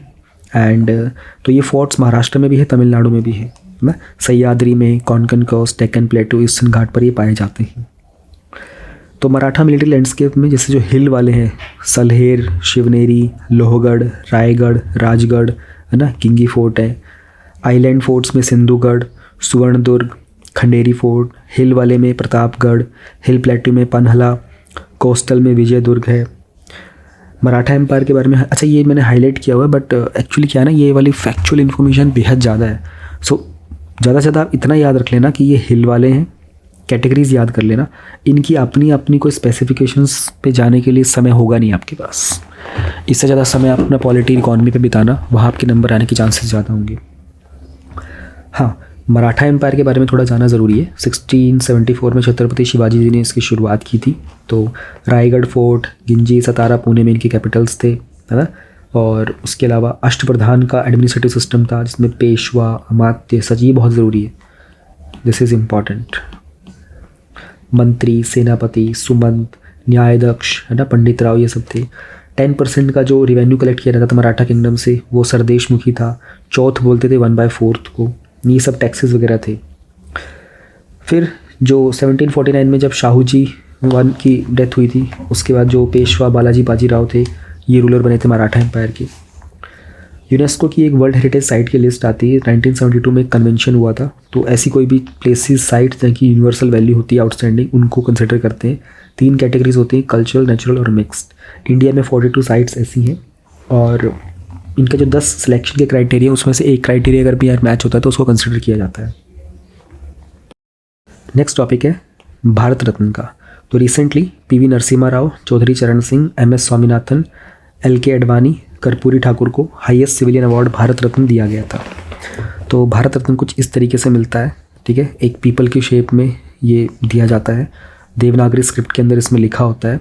और पीछे की तरफ सत्यमेव जयते लिखा होता है, प्लेटिनम का बना होता है ये। कोलकाता की जो अलीपुर मिंट है वहाँ पर इसको बनाया जाता है। तो इसमें कोई कैश वगैरह तो नहीं होता है ना, लेकिन एक सनद मिलता है, सनद बोलते हैं सर्टिफिकेट को। तो ये इंडिया का हाईएस्ट सिविलियन अवार्ड होता है, प्रेसिडेंट के द्वारा दिया जाता है, रिकमेंडेशन जाती है प्राइम मिनिस्टर की तरफ से। ओके, शुरुआत इसकी डॉक्टर राजेंद्र प्रसाद ने की थी 1954 में। हमारा जो आर्टिकल 18 है ना, उसमें बात की गई थी कि हम लोग ना भारत रत्न को एज ए टाइटल, प्रीफिक्स या सफिक्स यूज़ नहीं कर सकते, लेकिन आप ये ज़रूर लिख सकते हो कि awarded Bharat Ratna by the president, और रेसिपिएंट ऑफ भारत रत्न अपने बायोडाटा में लिख सकते हो, विजिटिंग कार्ड में भी और लेटर हेड्स में, ऐसे लिख सकते हो आप। तो शुरुआत में सर्वपल्ली राधाकृष्णन को, सीवी रमन को, है ना, चक्रवर्ती राजा गोपालचार्य जी को, इन सबको दिया गया था ये। और ये नॉन इंडियंस के लिए भी एप्लीकेबल होता है, जैसे Mother Teresa, Khan Abdul Ghaffar Khan, Nelson Mandela, इनको भी भारत रत्न दिया गया है। सचिन तेंदुलकर 2014 में यंगेस्ट पर्सन थे और पहले स्पोर्ट्स पर्सन थे जिनको ये अवार्ड मिला था। तो पहले ये अवार्ड ना पॉस्ट्यूमसली नहीं मिलता था, पॉस्ट्यूमसली मतलब होता है आफ्टर द डेथ, ठीक है। बट 1966 में इस चीज़ को चेंज कर दिया गया था, जब पहली बार ये चीज़ लाल बहादुर शास्त्री जी को दी गई थी। एक साल में ये मैक्सिमम 3 बार दिया जा सकता है, लेकिन ये 2 बार ये चीज़ वॉयलेट हुई है। एक तो इस बार ही, जैसे 2024 में 3 से ज़्यादा लोगों को दिया गया है, और एक बार 1999 में भी ये चीज़ चेंज की गई थी। तो हम लोग 2 पर्सनैलिटीज़ के बारे में जानेंगे जिनको अवार्ड दिया जा रहा है। एक तो पीवी नरसिम्हा राव जी, ठीक है, तेलंगाना में इनका जन्म हुआ था 1921 में। आंध्र प्रदेश के चीफ मिनिस्टर भी थे ये, और इंडिया में सेंट्रल गवर्नमेंट में इन्होंने external affairs, home affair, defence, HR सब संभाला था। मेजरली इन्होंने 5 साल तक 1991 से 1996 तक इंडिया के प्राइम मिनिस्टर रहे थे, जिस समय पर LPG रिफॉर्म्स भी आए थे, और हमारा मेजरली जो 73rd 74th अमेंडमेंट आया था ना, 3rd ईयर ऑफ गवर्नमेंट का, वो भी इनके टाइम पर आए थे। फिर नॉन अलाइन मूवमेंट की जो 1983 की 7th समिट हुई थी, वो इनके टाइम पर की गई थी। एंड इजराइल के साथ डिप्लोमेटिक टाइज बनाना, लुकिस्ट पॉलिसी पे काम करना, इन सब में इनका कंट्रीब्यूशन था। चौधरी चरण सिंह जी 1902 में यूपी में उनका जन्म हुआ था। आर्य समाज के आइडल्स को वो काफ़ी अप्रिशिएट करते थे, एंड 2 बार यूपी के चीफ मिनिस्टर बने थे 1967 से 68 तक, सेकेंड टाइम 670 में, और प्राइम मिनिस्टर भी थे इंडिया के वो 79 से 80 तक, थोड़ा शॉर्ट टर्म के लिए था। उन्होंने डेट रिडम्पशन बिल की शुरुआत की थी जो 1939 का, बिफोर मतलब उसको बहुत सपोर्ट भी किया था। तो ये इंडिपेंडेंस से पहले की बात थी। और 1939 में जो लैंड यूटिलाइजेशन बिल था उसको भी ड्राफ्ट किया था।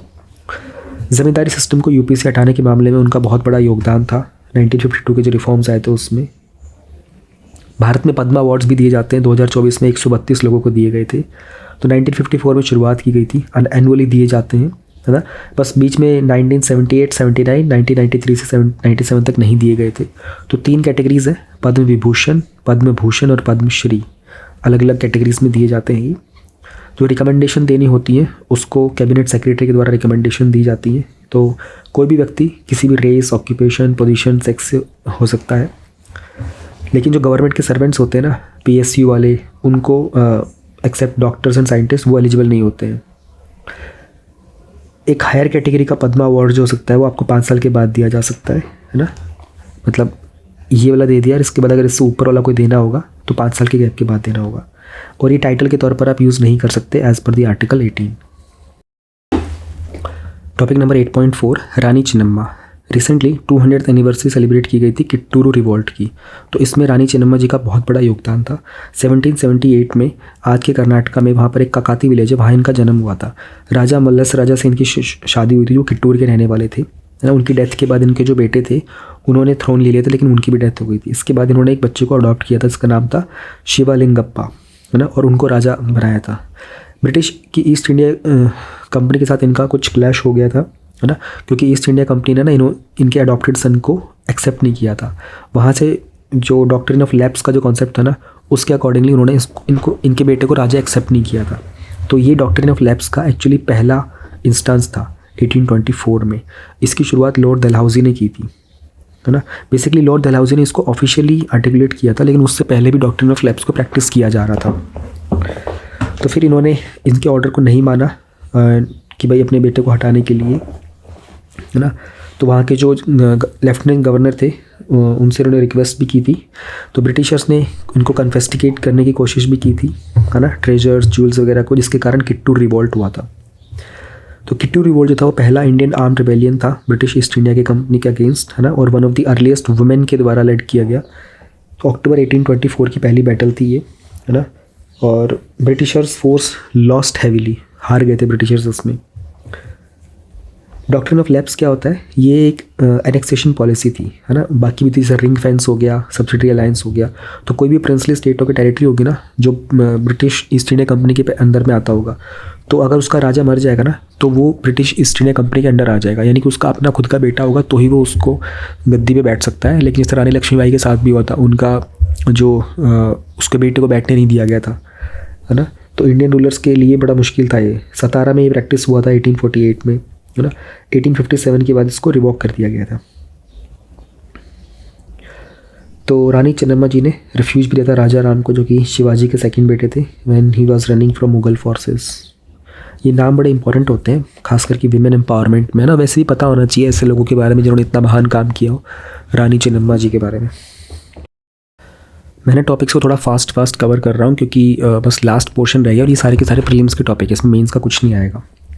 8.5 महर्षि दयानंद सरस्वती जी की 200th बर्थ एनिवर्सरी थी। गुजरात के टंकारा में इनका जन्म हुआ था, है ना।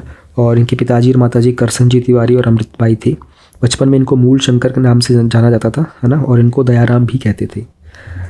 इनको एनलाइटनमेंट हो गया था जब ये शिवरात्रि की रात को इन्होंने फास्ट करके ध्यान कर रहे थे तो। और 14 साल की उम्र तक इनको यजुर्वेद का भी ज्ञान हो चुका था। इनके जो गुरु थे उनका नाम था विरजानंद जी, वो मथुरा में थे।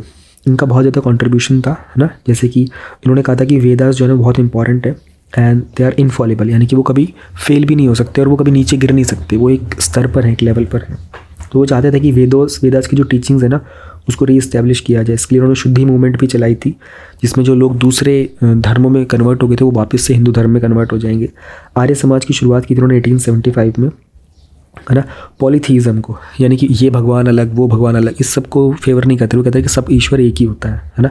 वो रूप अलग अलग ले लेता है। मूर्ति पूजन का भी खंडन करते थे, है ना। और नदियों में नहा करके लोग बोलते हैं कि पवित्र हो जाएंगे, उस बात को भी सपोर्ट नहीं करते थे। जानवर की बलि देने के भी खिलाफ थे ये। चाइल्ड मैरिज के भी अगेंस्ट थे। विडो रीमैरिज को सपोर्ट करते थे, है ना। डिप्रेस क्लासेस के सपोर्ट में भी थे ये। और गुरुकुल की इन्होंने शुरुआत की थी, लड़कियों के गुरुकुलों की शुरुआत की थी। दयानंद एंग्लो वैदिक स्कूल, आप लोगों में से काफ़ी लोग गए होंगे डीवी में, तो आप लोग तो जानते ही होंगे दयानंद जी को, है ना। पहला स्कूल लाहौर में बनाया गया था एक्चुअली। नेशनल अवेकनिंग पर भी इन्होंने काम किया था। 1876 में इन्होंने स्वराज को लेकर के कहा था इंडिया फॉर द इंडियन। बहुत पॉपुलर इनकी बुक जो लिटरेरी बुक था सत्यार्थ प्रकाश, है ना। संस्कार विधि, यजुर्वेद भाष्यम, वेद भाष्यम भूमिका, आर्यपत्रिका को इन्होंने एडिट भी किया था। तो काफ़ी पॉपुलर कॉन्ट्रीब्यूशंस हैं इनके, और ये आज भी वैलिड है इनके सारे कॉन्ट्रीब्यूशन। जो पॉपुलर स्लोगन था ना, go back to the Vedas, ये रेलिवेंट है। मतलब I have started to study more Vedas and everything. धीरे धीरे शुरुआत की है। सच में वो चीज़ें बहुत सेंसिबल है, बाकी सब फालतू चीज़ें होती हैं इधर उधर की। Most of the things are useless, बस this knowledge is pure thing that exist in life. Now topic number 8.6। सबसे पहले हम लोग बात करेंगे परुवेता उत्सवम। तो रिसेंटली कोशिश की जा रही है कि यूनेस्को परुवेता उत्सवम को एक इंटेंजिबल कल्चरल हेरिटेज डिक्लेयर कर दे। So what is this Paruveta Utsavam? ये मॉक हंटिंग फेस्टिवल है, यानी कि आप शिकार करने जा रहे हो, उसकी एक मॉक प्रैक्टिस है। आप लोग प्रीलिम्स का मॉक टेस्ट देते हो ना, प्रैक्टिस, तो हंटिंग का एक प्रैक्टिस टाइप में होता है। तो ये महासंक्रांति को शुरू होता है ना। और अहोबिलम जो आंध्र प्रदेश में एक जगह है, वहाँ पर नरसिम्हा स्वामी टेम्पल है, वहाँ पर ये, और ये 40 से 45 दिन तक चलता है। तो अहोबिलम जो है वो नल्लामल्ला फॉरेस्ट में है, ईस्टर्न घाट के। और ये बेसिकली जो टेम्पल है श्री विष्णु का, ये उसके 108 दिव्य देशम में से एक है। होरी हब्बा, है ना, ये बुल टेमिंग एक रूरल स्पोर्ट है, यानी कि एक बैल को पकड़ने की कोशिश करने वाला, कर्नाटका में मनाया जाता है। तो रिसेंटली यहाँ पर काफ़ी लोगों को चोट वगैरह लगी थी। इसके अलावा भी बहुत सारे एनिमल स्पोर्ट्स होते हैं, आप लोगों ने पढ़ा होगा। जल्लीकट्टू तमिलनाडु में होता है ना। कंबला होता है, यहाँ पर बफेलो रेस होती है कर्नाटका में। रूस्टर को, ये मुर्गे होते हैं, उनकी लड़ाई कराई जाती है आंध्र प्रदेश में। असम के अंदर बुलबुल फाइट होता है। बैल का बुलक कार्ट रेस होता है महाराष्ट्र, कर्नाटका, तमिलनाडु में। कूटिया कोंड ट्राइब, ये ट है, इसको ता मत पढ़ना।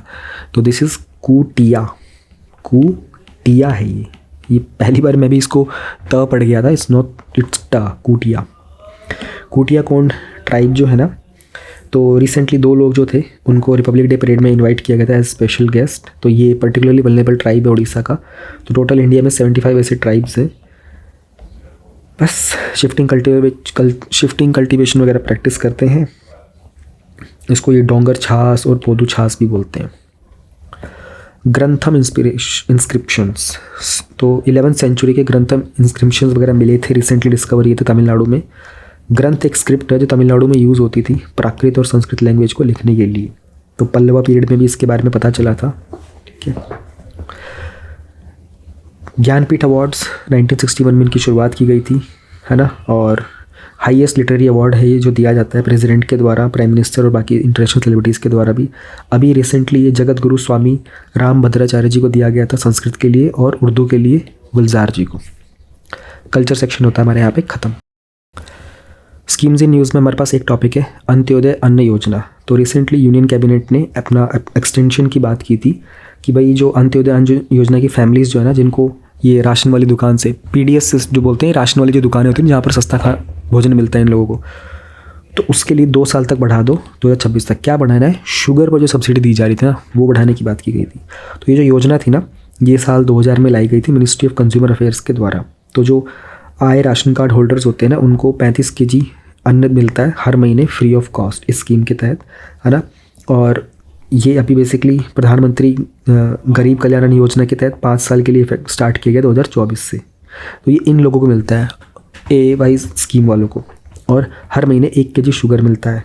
ठीक है, इंडिया में फूड सिक्योरिटी को टारगेट करने के लिए इस तरह की स्कीम्स लाई जाती हैं। तो कोई landless agriculture labour, rural artisan, slum dweller, है ना, इनफॉर्मल सेक्टर वाले, पोर्टर, कुली, रिक्शा पुलर, इन सब के स्कीम्स के लिए होती है। तो डिस्ट्रीब्यूशन वगैरह का काम सेंट्रल गवर्नमेंट करती है, फूड कॉर्पोरेशन ऑफ इंडिया की तरफ से। वो प्रोक्योर करेगा, इकट्ठा करेगा, ट्रांसपोर्ट करेगा। ठीक है, ऑपरेशनलाइज करने का काम स्टेट गवर्नमेंट के पास होता है, कौन सी फैमिली है, किसको देना है, राशन कार्ड किसका करना है। ठीक है, और अगर एक्स्ट्रा कुछ देना पड़ेगा, एडिशनल कोई कॉस्ट लग रही है फूड ग्रेन वगैरह की, फ्री ऑफ कॉस्ट की, तो वो सेंट्रल गवर्नमेंट देगी। शुगर सब्सिडी के मामले में सेंट्रल गवर्नमेंट ना 18 रुपये पर kg देती है पर मंथ। ठीक है, स्टेट गवर्नमेंट भी इस तरह की डिस्ट्रीब्यूशन कॉस्ट अपने ऊपर ले सकती है अगर उनको बेसिकली कुछ एडिशनल करना हो तो। देखो, स्टेट गवर्नमेंट्स को अगर इसके अलावा कुछ एडिशनल देना होगा ना, एडिशनल देन दिस, तो वो जो अमाउंट होगा ना, then state government will pay. Simple है, ये रूल है। सेंट्रल गवर्नमेंट बोल रही है हम इतना निकाल के देंगे, आपको लगता है कि आपको अपने स्टेट में स्कीम इंट्रोड्यूस करानी है, आप और देना चाहते हो, आप अपनी जेब से दे सकते हो, कोई टेंशन नहीं। यहाँ पर हमारी ये वीडियो ख़त्म होती है। ठीक है, फेब मंथ 2024, 4 पार्ट्स अपलोडेड, 28 मार्च तक। हाय, मेरा 3-4 महीने का रिकॉर्ड तोड़ गया। मैं बार बार अगले महीने तक एक्सटेंड कर देता था। इस बार मैंने जिस मंथ में आई उसी मंथ में रिलीज़ कर पूरी की पूरी अपलोड कर दी। प्लीज़ कमेंट में ना आप लोग कंप्लीट लिख देना, तो मुझे ना थोड़ा आइडिया लगता रहता है। वो मेरे लिए एक मोटिवेशनल किक की तरह काम करता है कि yes people are able to watch it. बहुत कमेंट आते हैं लास्ट वीडियो पे, आई एम रियली ग्रेटफुल। आप लोग कमेंट करते हो, मैं देखता हूँ सारे। ठीक है, कंप्लीट लिख दोगे तो मुझे थोड़ा सुकून मिल जाता है। बाकी बस ये अब अपलोड हो चुकी है, तो आप लोग PDF डाउनलोड कर लेना टेलीग्राम चैनल से। एनोटेशन वाली चाहिए तो आप पर्सनली कांटेक्ट कर लेना एडमिन को, वहाँ से मिल जाएगी। जूम लाइब्रेरी ज्वाइन करो, पढ़ाई वढ़ाई करो। ठीक है, और हैंडी बुकलेट का लिंक नीचे डिस्क्रिप्शन में है, सब कुछ डिटेल्स इन्फॉर्मेशन है। और टेलीग्राम चैनल को ना ज़रूर ज्वाइन करके रखो, अभी बस होने वाला है, मेडिटेशन वाला चैलेंज नया स्टार्ट करने वाले हैं, तो उसको ज्वाइन करो, बहुत ज़रूरी है तुम लोगों के लिए भाई। नहीं करोगे ध्यान प्राणायाम तो बुरी हालत हो जाएगी। मतलब एग्ज़ाम ऐसा निकालना एक बात होती है, पर मर जाना एक बात होती है। मर के मत निकालो, ज़िंदा रहते रहते निकालो। ज़िंदा रहोगे तो नहीं निकलेगा तो कुछ बहुत बेहतरीन करोगे, एंथुजियाज़म बना रहेगा। वरना इस तरह के एग्ज़ाम्स में ना इतने, अब ये बात तो सच है, इस वीडियो को जितने भी लोग देखें, मान लो 100 लोग देख रहे हैं, एक नंबर लेके चलते हैं भाई, 100 के 100 का सिलेक्शन नहीं होने वाला। इस सच्चाई को दिल पे स्वीकार करो। ऐसी सच्चाई को स्वीकार करने के लिए बहुत ताकत चाहिए होती है, and that is where the role of meditation and pranayama comes. बहुत ज़रूरी होता है। ठीक है, वी कंडक्ट सेशंस 21 डेज़ का भी, उसके बाद सुदर्शन क्रिया भी सिखाने के लिए भी है ना। अभी यू वॉन्ट बिलीव मी, अभी लोगों ने 75 डेज़ चैलेंज किया था, अभी हो गया वो 75 भी, और आई थिंक 87th डे जब मैं वीडियो रिकॉर्ड कर रहा हूँ, 75 भी क्रॉस कर दिया पीपल, दे हैव क्रॉस। और वो सिर्फ मेडिटेशन नहीं, दे आर डूइंग सुदर्शन क्रिया, प्राणायाम, पद्म साधना डेली सुबह चल रहा है। 5:40 AM they all seat, 7 AM तक ख़त्म करते हैं प्रॉपर। उसमें पूरा वार्म अप है, पूरे आसन है, प्राणायाम है, ब्रीदिंग प्रैक्टिस सब है, मेडिटेशन है, पूरा अच्छा सुंदर सा पैकेज, बड़ी अच्छा एक ग्रुप सा बना हुआ है। तो इस तरह की चीज़ों से ना जुड़े रहो जीवन के अंदर, ताकि तुम्हें पता रहे कि दुनिया में और बाहर और क्या कुछ हो रहा है। इसलिए टेलीग्राम ग्रुप पे जुड़े रहो, जैसी इन्फॉर्मेशन आए क्विकली रिस्पॉन्ड करो। इस तरह की इन्फॉर्मेशन 2 या 3 दिन के लिए ही आती है बस, फिर वो मैसेज भी गायब हो जाता है। Good night, tata bye bye, take care everyone. Recently जो मेंस का एग्जाम हुआ था उसमें मोर देन 20 क्वेश्चंस थे जो इन गिवन माइंड मैप से डुएबल थे। अगर आपको भी इस तरह के माइंड मैप्स कलेक्ट करने हैं and you want more than 900 of such mind maps जो आपको एग्जाम में एक एक्स्ट्रा एज दे सकते हैं, then download link of all these 900 plus mind maps is given in the description of this video.